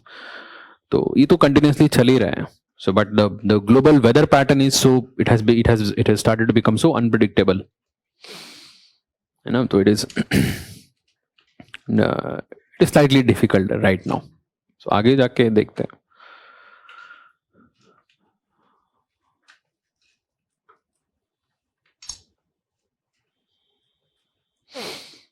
ठीक है. In fact, in even the recent last 2 weeks पहले, so we suddenly started to experience precipitation. Okay, so Delhi में बारिश suddenly हो गया था October first week, second week में, so there was increased precipitation. ठीक है. So इसको याद रखो जब Indian monsoon आएगा. Somebody please remind me. I'll explain this. We need to understand the basics of Indian monsoon. Then only you can understand this. Okay, so there is a correlation. So somebody remind me about that. So this was one of the question asked.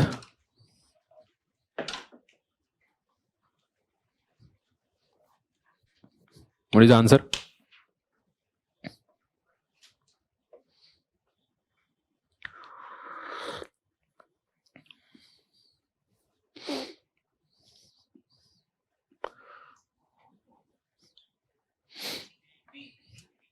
Makes the soil impermeable.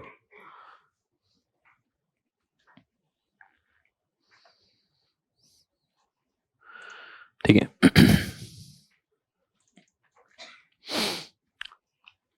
So let's start with Indian physical geography.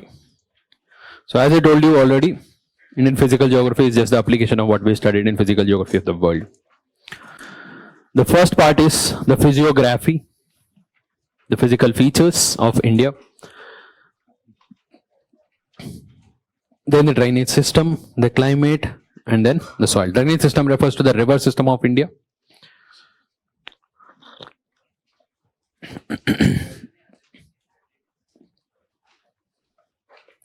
So world level पे drainage system important नहीं है.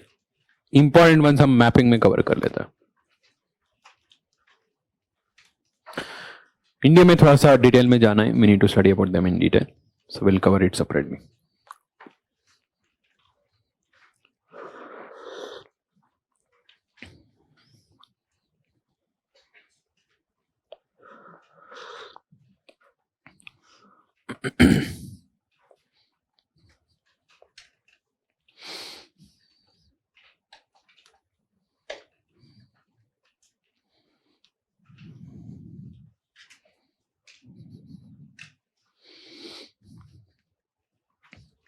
ठीक है.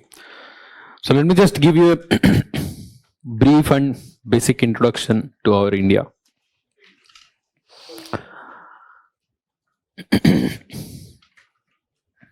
So how do we define our India as per the constitution?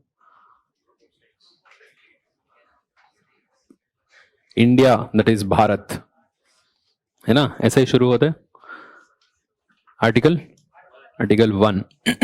India, that is Bharat, is a union of states. So we all know, okay, so about the history of India. So political history, cultural history. So after the British administration, so we have got independence August 15, 1947. So after that, when we got the independence, when we became republic कब हुआ था हमारा? 26 1950. So many of the countries thought that India as an idea is going to be a failure because of the diversity which we experience. No?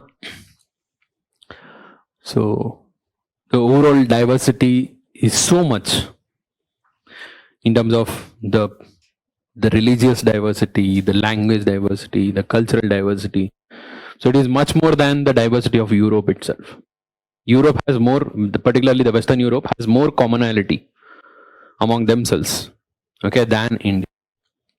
The region covered by India is also much more bigger. So they thought, they predicted, ठीक है ये तो idea of unity of India is going to be not as successful. Okay, but over the year we have proved them wrong. Okay, the reason is our strength in democracy. Fine. So the overall, the belief in democracy, even though we have many black spots in our political history after the independence, like the emergency, which questioned the democracy.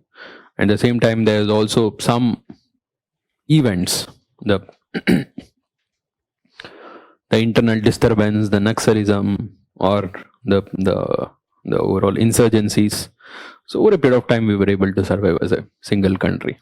Okay, as compared to the other country which was born at the same time. So half of the time there was no democracy over there; they were under military rule, right? So that is our India. So we will continue to do the same in the future also. So with the support of all our future civil service aspirants. Okay. So this is our overall India in terms of land area. So let's try to see the outside overall boundary. Dekhte. We have a huge land boundary sharing with the other countries of South Asia. The entire South Asia is a political identity also. So not only political identity, even in terms of geography, physically they are also uniform. There is some uniformity. There is some separate identity belonging to this particular region. This is what we call as the South Asia. This entire region is called as a subcontinent. इसको बोलते हैं subcontinent. So the land boundary within the South Asia and the surrounding China also. So Sara Milake. So we have a land boundary of nearly 15,000 kilometers. 15,000 kilometers ka land boundary hai. And the coastline runs up to 7,500 kilometers. Okay, easy to remember. Aadha hai. Coastline ka double hai land boundary. 7,500, 15,000 kilometers. So from the land side, we have many countries which are bordering, which are having direct border with India. Let's come from the west. So there's Pakistan. Okay, so Pakistan. The next one is Afghanistan. है ना, बहुत लोगों को ये पता नहीं है. Afghanistan has a direct border with India. Okay, it's a direct neighbor with India. कहाँ पर होगा? Let me just show.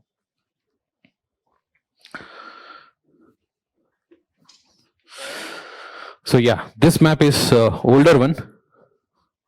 So excuse me for that. I'll update with the newer one soon.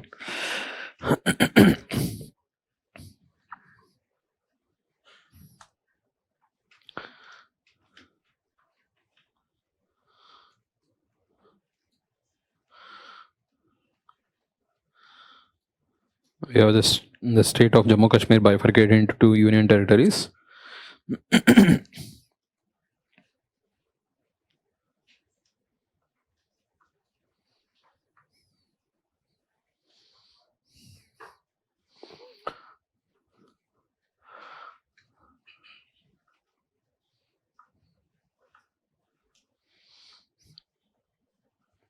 Here you can see from the union territory of Jammu Kashmir.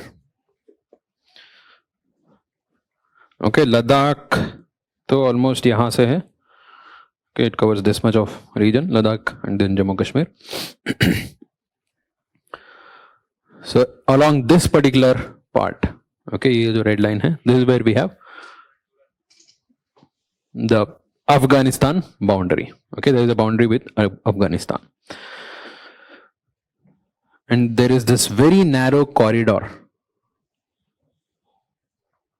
of Afghanistan which is extending and connecting with China. There is a direct boundary between Afghanistan and China, right? And this narrow corridor also separates India from Tajikistan. Tajikistan is also very nearby. What is this corridor called as? Wakhan corridor. It is called as Wakhan corridor.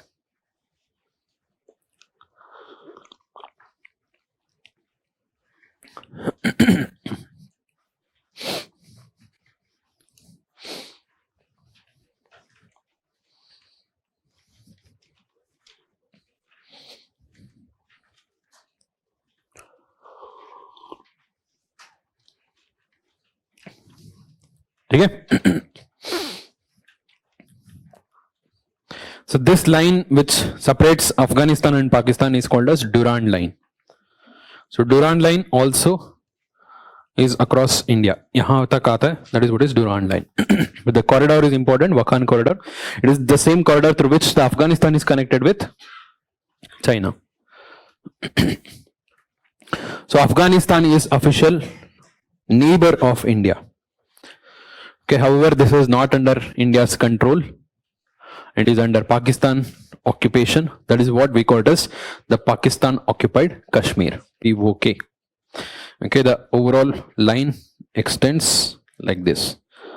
Okay, this entire part is under POK. So officially, this is part of India. In fact, we also have some of the parliamentary seat reserved for this, which will not be filled usually. You know? So officially it is India's neighbor. If at all we had the control of this territory, we would easily reach Afghanistan as well as the Central Asian country. We तो बहुत घूम के जाना पड़ता है. Okay, we will go to Iran, Iran to Afghanistan, Afghanistan to then Central Asia. Okay, so उसके चक्कर में हम बहुत सारा रोड, रेलवे लाइन सब कुछ बनाया था, वो सब तो गया अभी. So after Taliban. So Afghanistan is the second neighbor from the west.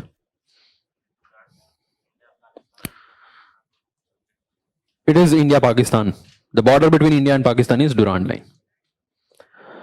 The third neighbor which you can see immediately after that is China. वो बाद में बताते हैं. रेड क्लिफ है, बहुत सारा ऐसे नाम है, ये सारा मैपिंग में डिटेल में बात करेंगे. Then comes the third one is China. China also has a very long boundary. देखो यहाँ से लेके पूरा यहाँ तक आएगा, then Sikkim and then Arunachal. After China it is Nepal, then Bhutan. So यहाँ से आएगा Bangladesh, then Myanmar. These are the countries with land boundary, right? So among these countries, which country has the highest in terms of longest land boundary? Bangladesh. Bangladesh देखने के लिए बहुत छोटा लगता है, but it covers the highest in terms of land boundary. Okay, because overall if you see the area covered by Bangladesh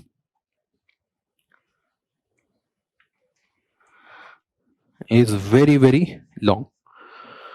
The overall region is also like Bangladesh का पूरा India cover कर देता है except a very small portion where there is border between Bangladesh and Myanmar.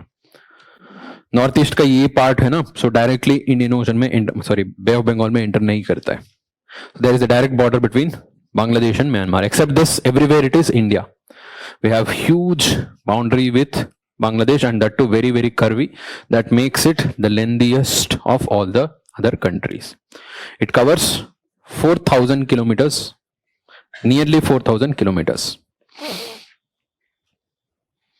Okay, so what is the order?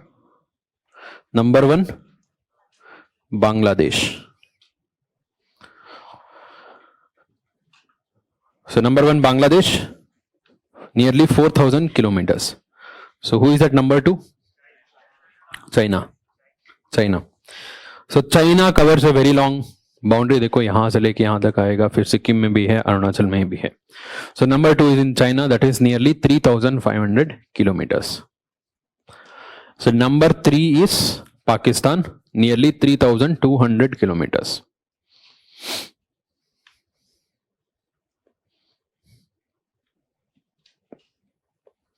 So who is number 4? Nepal.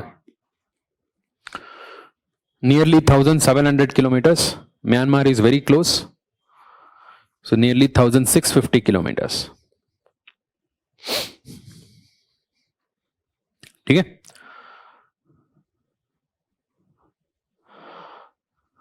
Number 6, Bhutan, 700 kilometers.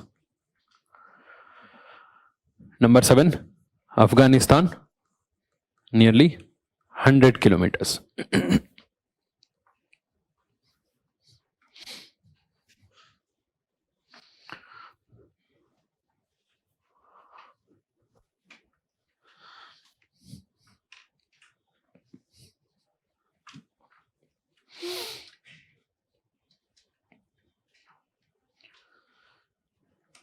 ठीक है. What about maritime boundaries? How do we define maritime boundaries? Not continental shelf. Contiguous zone. Contiguous zone या अंदर जो भी दूसरे country का contiguous zone आ जाएगा, that is when we define the maritime boundary. In some places they also consider the exclusive economic zone also, but technically it should be contiguous zone. So many countries share maritime boundary with India. Okay, maritime boundary बहुत सारा countries के साथ में है. कौन कौन सा countries में है? श्रीलंका, मालदीव्स, बांग्लादेश. कैसे, कहाँ पर है? वेस्ट बंगाल में है ना. सो ऑफ कोर्स देखो यहाँ पर भी है. This is also considered as maritime boundary only. यहाँ तो नहीं होगा कि here it is Bangladesh and Myanmar. In that sense Pakistan also, Sir Creek है ना, सर क्रीक आइलैंड यहाँ पर जो है. So what about China? China के साथ में है, कहाँ पर है?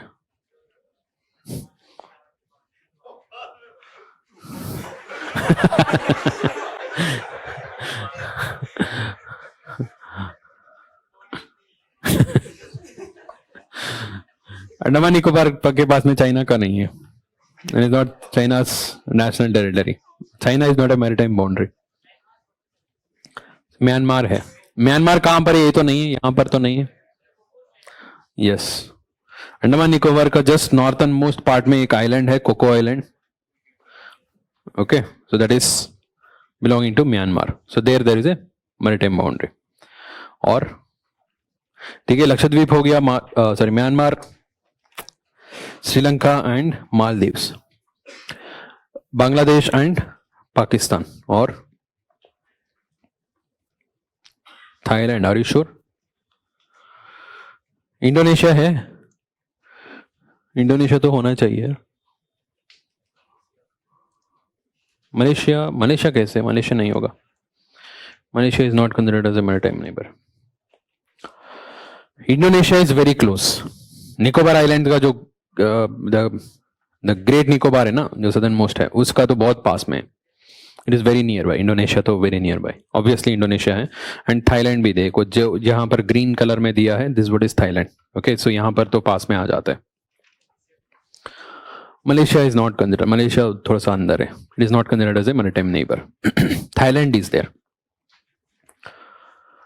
ठीक है. सो कौन कौन सा? India, Bangladesh from the land side, then Maldives, Sri Lanka, Myanmar, Thailand and Indonesia. These are maritime boundaries.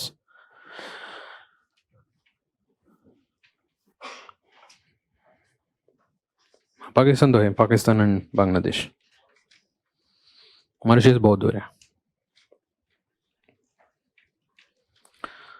ठीक है. So that is from outside. For a major part of it, the Himalayas form the boundary. Okay, it's the natural boundary between India and China. Okay, so it is one great wall, we can say.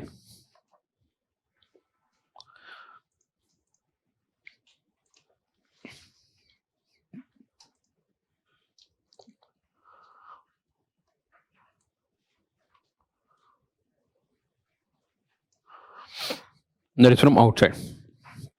अंदर से देखा तो yeah, how many states and union territories? 28 states and 8 union territories. Okay, let's talk about union territories first. 8 union territories कौन कौन सा है? कोई एक बताइए, हाथ खड़ा कर दीजिए. Who wants to tell? Anyone? All the 8? Yes. Jammu and Kashmir, Ladakh, Puducherry, Delhi है या कुछ और नाम है? NCT, not NCR. चंडीगढ़ 5 हो गया. Let him tell.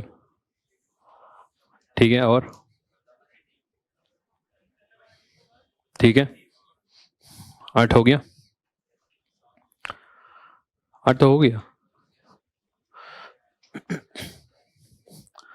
सो 2 आइलैंड ग्रुप है, Andaman Nicobar. Okay, strategic purpose के लिए this is made as a separate union territory, as well as Lakshadweep, this is also Lakshadweep group of island, this is also separate union territory. The third one is, नीचे से आते हैं, देखो ये दोनों हो गया Puducherry. Puducherry is not limited to Tamil Nadu, Tamil Nadu is not the only location. Okay, देखो यहां पर है major Puducherry, earlier called as Pondicherry, है ना। सो अदर देन दैट, उसके साउथ में देखो यहां पर एक और लोकेशन है Karaikal, that is also part of Puducherry only. And here in Kerala can you see Mahe, ये भी पुदुचेरी का ही है। एंड यानम, यानम आंध्र प्रदेश में। These are the 4 locations held by French even after the independence. Okay, उनसे लेके हमने उसको अलग यूनियन टेरिटरी बना दिया to preserve their overall culture, the lifestyle and all, उसको ऐसे ही सेपरेट रख दिया। So the union territory of Puducherry covers all the 4 लोकेशन, सारा मिला के एक यूनियन टेरिटरी है। पुदुचेरी, कराईकल, माहे and Yanam, Yanam. So third one, fourth one और ऊपर आया तो आपको मिलेगा, क्या बोलते हैं इसको, पहले कौन सा है, Daman, Daman and then Diu and then Dadra and finally Nagar Haveli. This is the only territory in the world which has 3 and in its name, Daman and Diu and Dadra and Nagar Haveli. ठीक है, सो पहले अलग अलग था, देखो इसमें भी पुराना, इसमें ऐसे ही दिया है, this is Daman and Diu, this is Daman and Diu, Dadra and Nagar Haveli, सारा मिला के एक ही है union territory right now. So और ऊपर आ जाओ, वी हैव एनसीआर और NCT. So what is the difference between NCR and NCT? Region and territory, वो जो मुझे भी पता है, डिफरेंस डिफरेंस बताइए।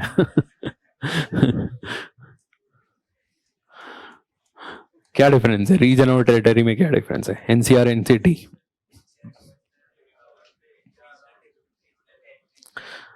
सो which one is legal? Is both legal, दोनों लीगल है क्या? NCT is the legal one, the formal one, okay, which covers the union territory of Delhi, which comes under the legislature of Delhi, Delhi legislature के अंदर आता है। okay, so that is what is union territory, NCT, National Capital Territory.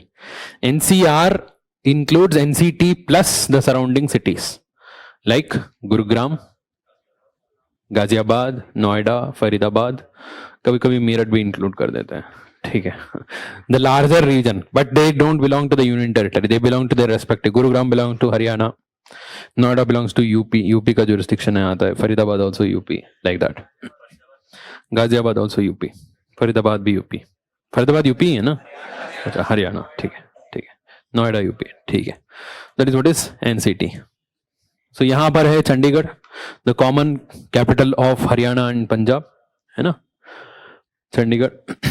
अभी ऊपर है Jammu Kashmir and Ladakh, Jammu Kashmir and Ladakh.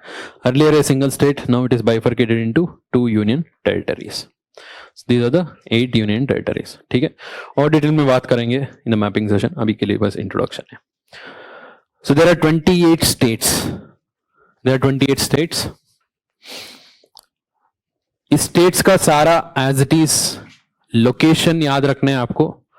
Along with that, पहली चीज है कि बाहर से which of the states have their boundaries with the neighbouring countries, ये पहले याद होना चाहिए। Okay, so for example, what are the states bordering Pakistan, what are the states bordering China, Nepal, Bhutan, Bangladesh, in a proper order, west to east, north to south याद होना चाहिए। Second, along the coastline also, which of the states are having coastline? Is pura as it is, you should remember. The third thing, the borders of the states among themselves. We should know about this. Madhya Pradesh का कौन कौन सा states है, झारखंड का कौन कौन सा state है, यूपी का कौन कौन सा है, सारे स्टेट्स का याद होना चाहिए. Okay, it is must. So इसको मगअप करना नहीं है, like you don't have to mug up. तो बहुत सिंपल है, जो आपकी दीवार के ऊपर जो मैप लगाया हुआ है उसको काम पे लेके आना है. Okay, so you need to see that daily 2 to 3 times and just go through the states once. कौन कौन सा स्टेट कहाँ कहाँ पर है, एक बार उसका बॉर्डर पे ऐसे ध्यान देते रहो, सो हो जाएगा. Okay, it's not that difficult, you can cover it very easily. It's not that difficult. So if you see daily basis में ओवरऑल याद रहेगा. इसके बाद इसके ऊपर क्वेश्चन आया है. So for example there was a question saying that like if you are traveling from Koyama to Kottayam, how many states through which you have to pass? Minimum number of states. तो इसको ऐसे mug up करके कोई याद नहीं रह सकते. If you remember the borders overall, the states and their direction, so you can easily recognize this. ठीक है. सो ऐसे क्वेश्चंस को ऐसे ही हैंडल करना है. Many of the locations related to India you can answer very easily using this. Overall idea होना चाहिए कौन सा कहां पर है. If you try to see it on daily basis, you can easily identify. Okay, roughly we can divide this entire part of it into different regions. Okay, so ऐसा कोई official classification bifurcation तो नहीं है, so I'm just making it for our own class to make things easier.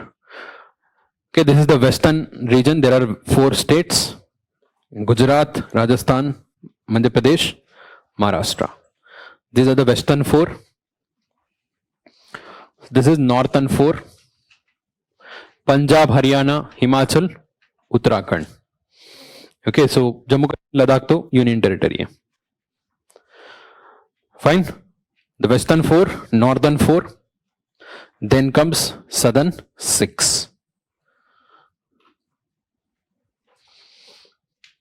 Goa, Karnataka, Telangana, Andhra Pradesh, Tamil Nadu and Kerala. And then comes eastern 6. UP, Bihar, Jharkhand, Chhattisgarh, Odisha, west Bengal. ठीक है. Western 4, northern 4, southern 6, eastern 6. Then 7 + 1. ठीक है, 28 हो गया. 7 + 1 में तो सिक्किम पता ही है, we know Sikkim is separate. Among the 7 keep Assam at the centre. बाकी सारा तो साथ में ऐसे सर क्लॉकवाइज या एंटी क्लॉकवाइज चिपका दो. So northern 1 is Arunachal, then Nagaland, Manipur, Mizoram, Tripura, Meghalaya. ठीक है. So all of them have border with Assam. Assam से सारा बॉर्डर शेयर करता है एक्सेप्ट सिक्किम.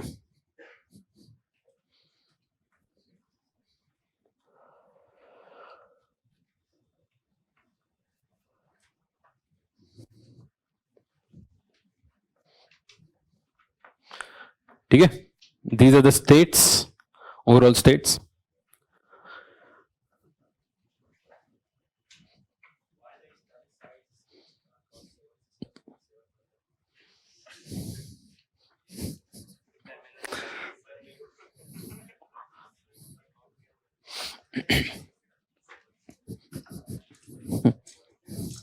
तो आप बुलाना चाहिए था.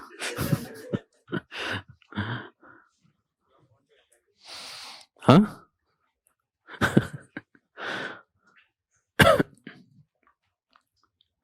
ठीक है. These are our states. तो इसमें तो आपको याद रखना है, घर जाके आप एक बार देख लेना जो भी मैंने बताया था. The land borders and the coastals and in order, particular orderly आपको याद रखना है. So there are few things which you have to remember. थोड़ा सा ट्रिकी पार्ट है, वो सॉल्व कर लेता है. ठीक है.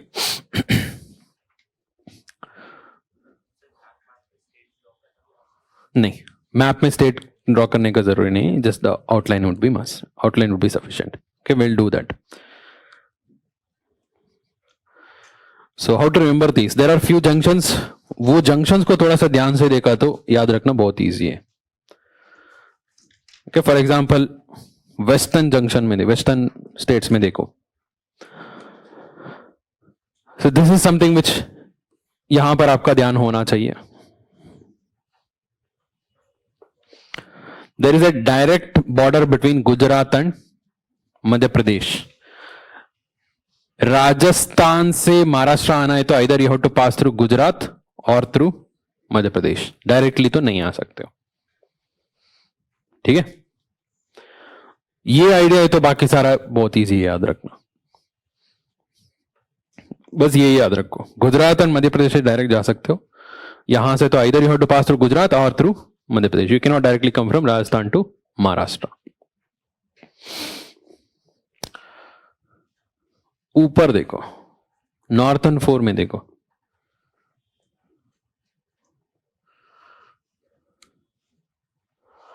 There is a direct border between Haryana and Himachal, not between Punjab and Uttarakhand. Either you have to come like this और you have to come like this.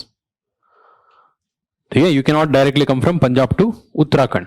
Either you have to pass through Himachal Pradesh और through Haryana. सो ये जो junction है ये थोड़ा सा याद रखो, काफी है. बट सबसे ज्यादा ट्रिकी तो ये वाला जंक्शन है कि दिस इज द मोस्ट ट्रिकीएस्ट. यहां पर किसका बॉर्डर किसके साथ में बताइए, देखते हैं.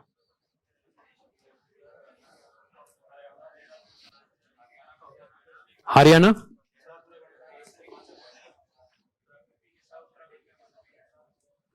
हरियाणा से डायरेक्ट उत्तराखंड जा सकते हैं.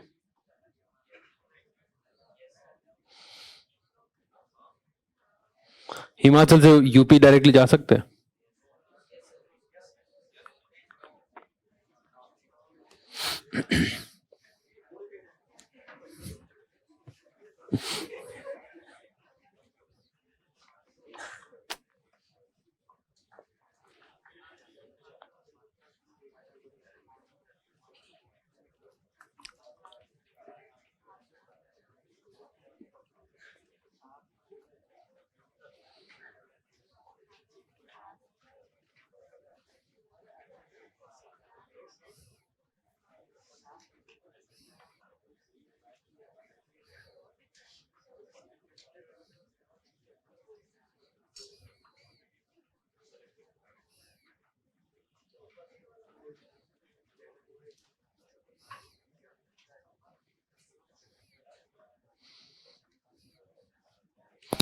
So most of the maps actually do not show it clearly.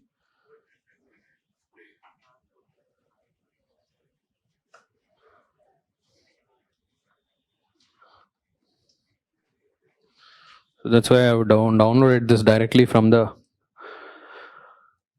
state website of Himachal Pradesh. So can you see here? There is a direct border between Himachal Pradesh and Uttar Pradesh. You can directly go from UP to Himachal, but not from Haryana to Uttarakhand. Directly नहीं जा सकते हो. Very narrow corridor. This separates Haryana from Uttarakhand.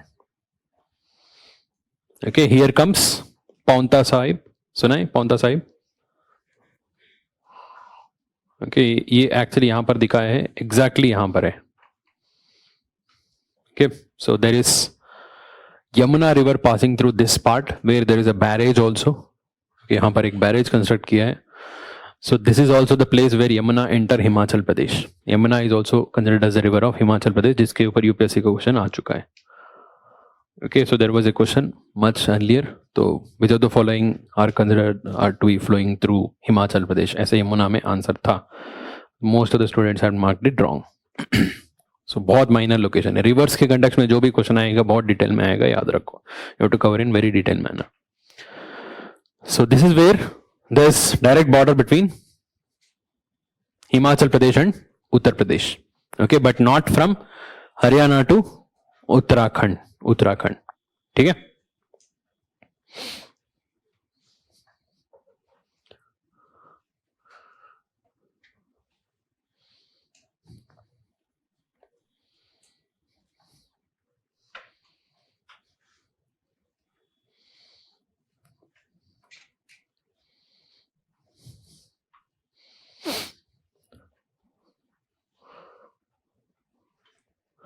So once we are clear of this,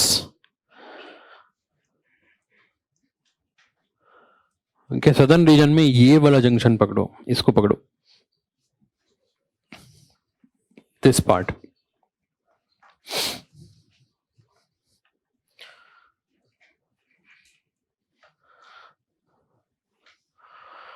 So you can directly come from Chhattisgarh to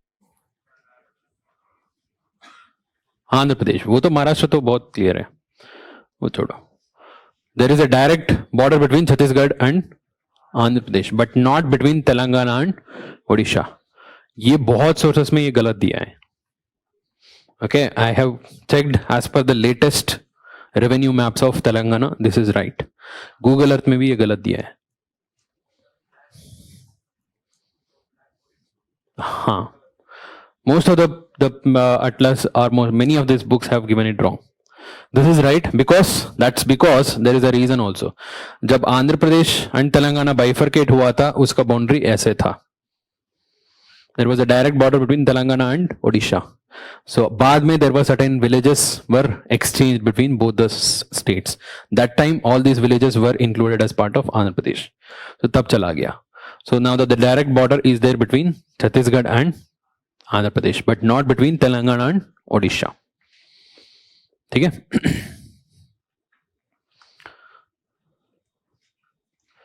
So बाकी सारा तो easy है, it's not that tricky. हाँ, ये वाला, ये ऊपर वाला भी इंपॉर्टेंट है. यूपी एंड छत्तीसगढ़ का जो बॉर्डर है, ये भी थोड़ा सा ट्रिकी है. कि इसको भी कोशिश करो. There is a direct border between UP and Chhattisgarh, but not between Madhya Pradesh and Jharkhand. Madhya Pradesh से झारखंड डायरेक्टली नहीं जा सकते. either you have to pass through Chhattisgarh or through UP. UP देखो, UP has border with Madhya Pradesh, Chhattisgarh as well as Jharkhand. Jharkhand से भी direct border है, ठीक है. एंड बिहार तो ऑफ कोर्स है. एंड बिहार और छत्तीसगढ़ के बीच में बॉर्डर नहीं है, right. There is no direct border between Bihar and Chhattisgarh. So Jharkhand का देखो, it is connected with Bihar, UP as well as Chhattisgarh, but not Madhya Pradesh. If you remember this, you can easily solve.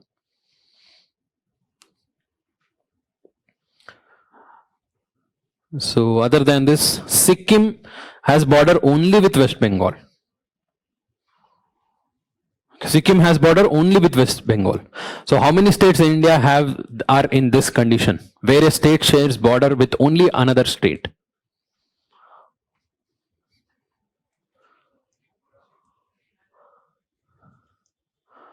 So how many states are in this situation?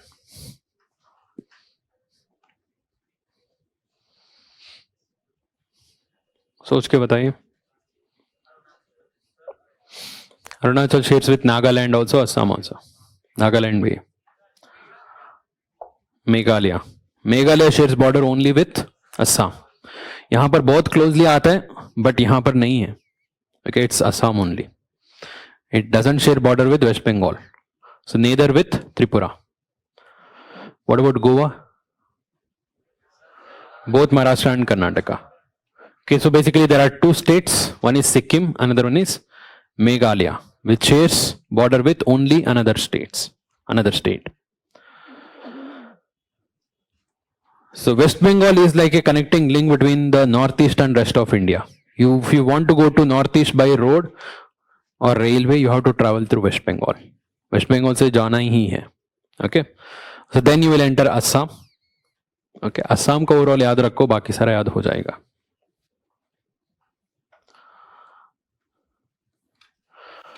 देखो, this what is Assam.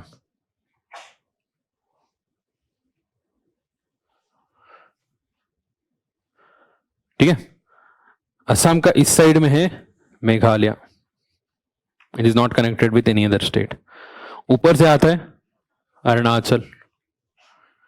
Arunachal के बाद में नागालैंड के बाद में मणिपुर के बाद में मिजोरम से डायरेक्टली आओगे त्रिपुरा. बट त्रिपुरा से और कहीं पे नहीं जा सकते. You have to come to Assam only. ठीक है, you can not directly go to Meghalaya. So Assam had two parts. One is the northern Assam, which is made up of Brahmaputra plains, The southern part, which is made up of Barak River. Assam तो पूरा plane है, बाकी सारा hills है. Arunachal hills, which is Himalayas. Nagaland, Naga Hills. Manipur Hills. Mizoram, Mizo Hills. Tripura Hills. Hills के ऊपर ये tribes. Region is also named after the hills only. ठीक है, मेघालय तो पता है, it is the plateau region.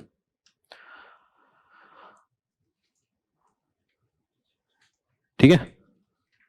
So Assam has border with all the other states of Northeast except Sikkim. Sikkim is usually considered as part of Northeast only. हो गया सारा states का हो गया. अभी बताइए which state has the highest number of state boundaries? How many? देख के बताइए.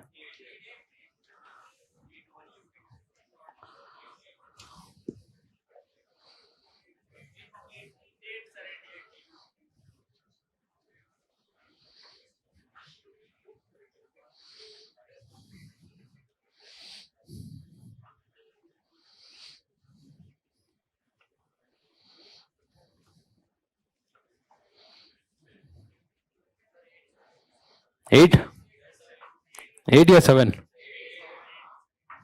हिमाचल प्रदेश भी मिला लो, अभी हो गया ना, क्लियर कर दिया मैंने. तो एक ऑर्डर पे आ जाओ. Come in a counter clockwise direction starting from Uttarakhand. 1, Himachal 2, Haryana 3, Rajasthan 4, Madhya Pradesh 5, Chhattisgarh 6, Jharkhand 7, Bihar 8. You should not be even seeing this map. ऐसे दिमाग से ही कैलकुलेट करना है, उतना परफेक्ट होना चाहिए इंडिया के कंटेक्स्ट में. that picture should come to your mind. The states exactly कहाँ पर है. So that is how you develop that pictorial memory. That is how you can actually remember these location. एक बार roughly states याद है तभी वो location पे deeper जा सकते हो. Okay, so do it on daily basis. You have to do it on daily basis. See the overall location of different states. 8 states हो गया. सेकेंड पोजीशन में कौन सा स्टेट है? और कोई स्टेट है?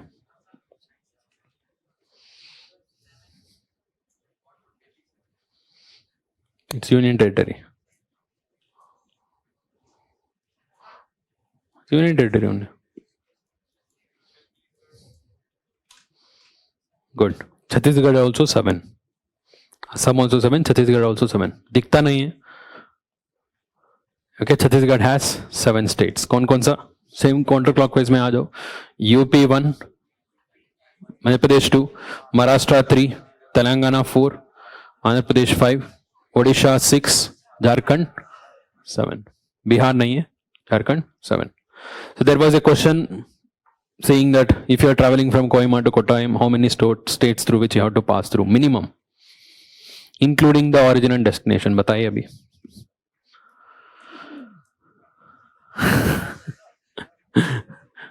Kohima to Kottayam. This was the actual as it is UPSC question. What is the minimum number of states through which you have to pass? हाँ, यही तो पता करना है, पता होना चाहिए ना. चलो, let me give you a hint. Kohima is in Nagaland. Kottayam is in Kerala. अभी तो बताओ.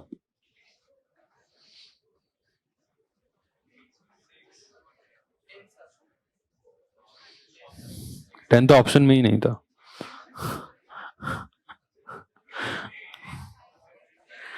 Including the origin and destination.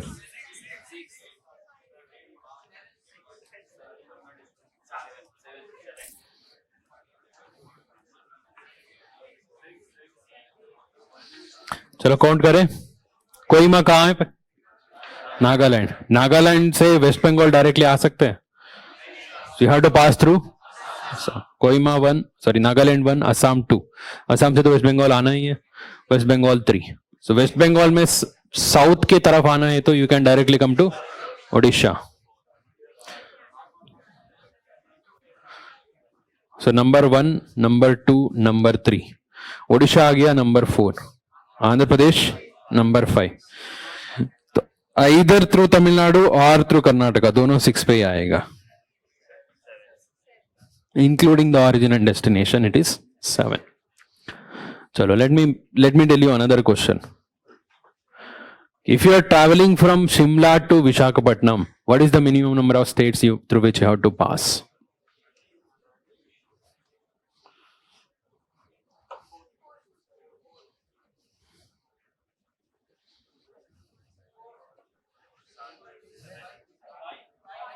Including origin and destination.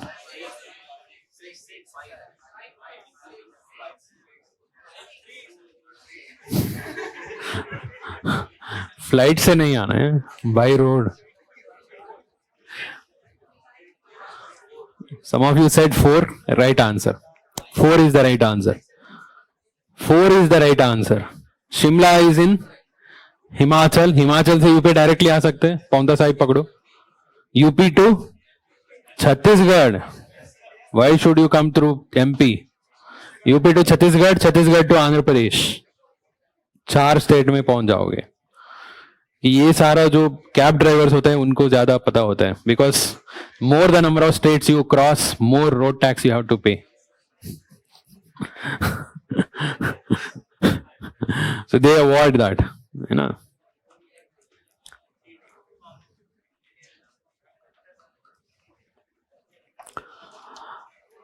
ठीक है, that is in brief about India. So basic जितना चाहिए वो तो मैंने कवर कर दिया, बाकी सब हम मैपिंग में कवर करेंगे. फिजिकल ज्योग्राफी में थोड़ा बहुत बता दूंगा, brief introduction of different mountains, plateaus and all. So but this is overall politically. So I have given you homework. Next class में पूछूंगा बॉर्डर स्टेट्स कौन कौन सा है. Okay, I will ask. So can I ask, पूछ सकता हूं?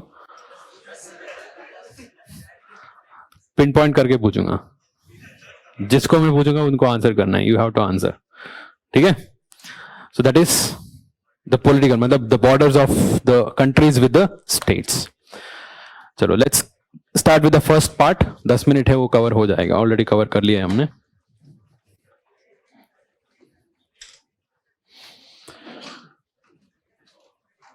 The first topic is physiography.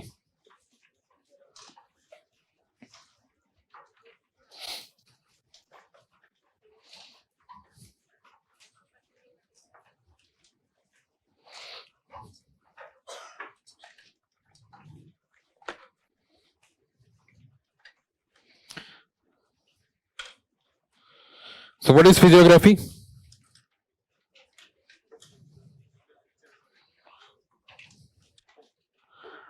Physiography refers to the physical features. Graphy is description. Okay, the description of physical features. That is what is physiography.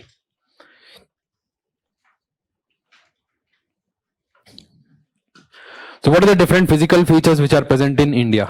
Okay, we have 4 different categories. The first one, different mountains. Okay, we have mountains, various different mountains. Then we have plateaus. Then plains, islands. Deserts are also parts of plains only. Okay, 4 different categories of physical features found in India. So mountains are very steep and tall, high rising with high slope. That is what is mountains. Plateaus, high elevated but still flat. Okay, they are not pointed and steep sloped. Plain, low elevation, totally flat. Islands surrounded by water. So examples of mountains we have Himalayas. Okay, covering a very vast region. Then Aravalis. The hills of central India, central Indian hills, Vindhya, Satpura, कैसे बहुत सारा है. Then western and eastern Ghats. These are the major mountains. Himalayas discuss करते करते हम पूर्वांचल भी discuss कर लेंगे. The hills of northeast, Purvanchal. Plateaus includes Malwa Plateau, Deccan Plateau, Chota Nagpur Plateau,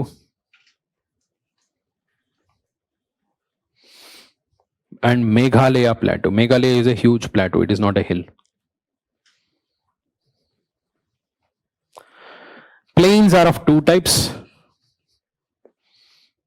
One is river plains. Another one is coastal plains. River plains include Indus and its tributaries, Ganga and its tributaries, Brahmaputra and its tributaries. Coastal plains includes western and eastern coastal plains. Island groups includes Andaman and Nicobar and Lakshadweep group.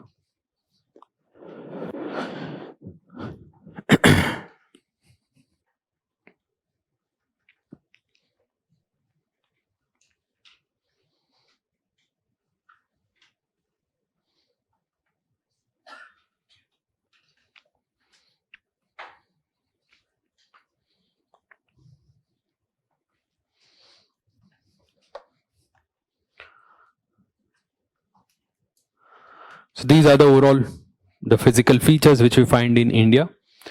Okay, जिसके बारे में detail में बात करने, few of them we need to study about their formations. For example, formation of Himalayas. Okay, so and the Deccan Traps. So few of them we need to discuss in detail.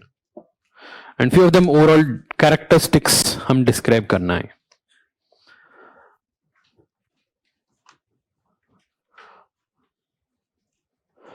So I told you that we call the Indian part of the Asia as subcontinent. It is called as subcontinent. What is subcontinent?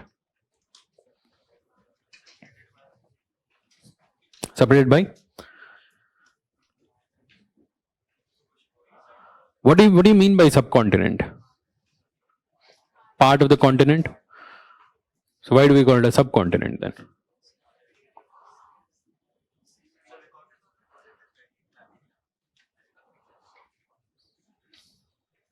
Anything else?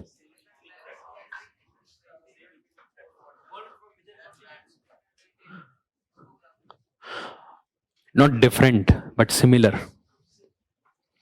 Different from the other parts, but similar within this particular region.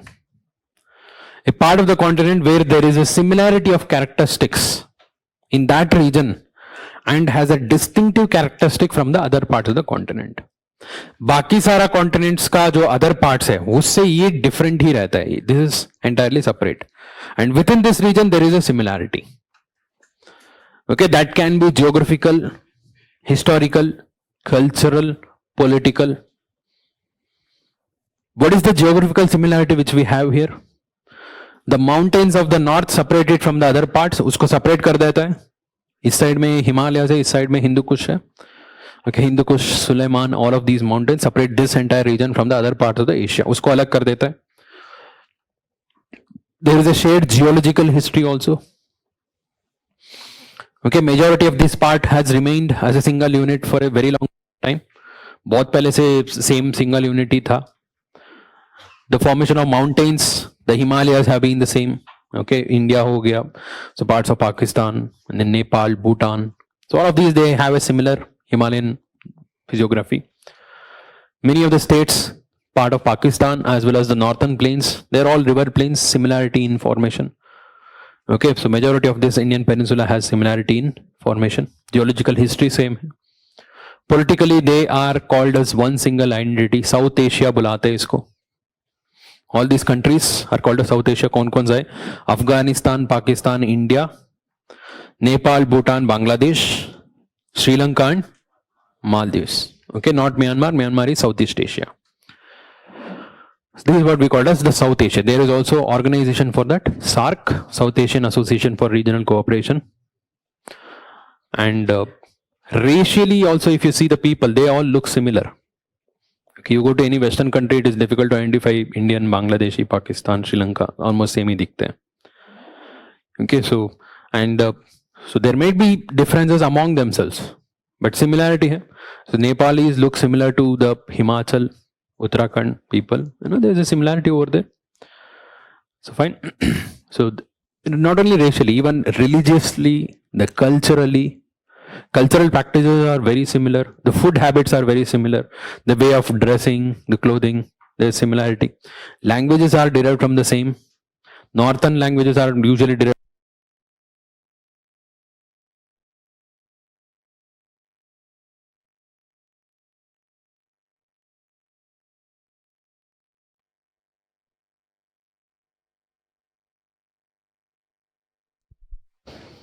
अभी ठीक है? Yes. ठीक है. Yeah. So I was saying by language also the northern regions speak the languages derived from Indo-Aryan. Okay, Indo-Aryan, Indo-European जो group से आता है. The southern region speaks Dravidian, derived from Dravidian. Okay, so like that, languages, food habits, culturally, so even historically also, they are ruled by large empires. Mauryan Empire extended from the Afghanistan से लेके इस तरफ तक था. So Mughal Empire also. Okay, the British administration also extended. Historically, they were under the similar conditions. So like that. So there is similarity in terms of all of this. That's why it is called as a subcontinent. Fine. So are there any other subcontinents in the world? Alaska. Alaska is a subcontinent. Okay, North America से वो separate रहता है ना? So geographically, climatologically, by vegetation also it's different. So that is also a subcontinent.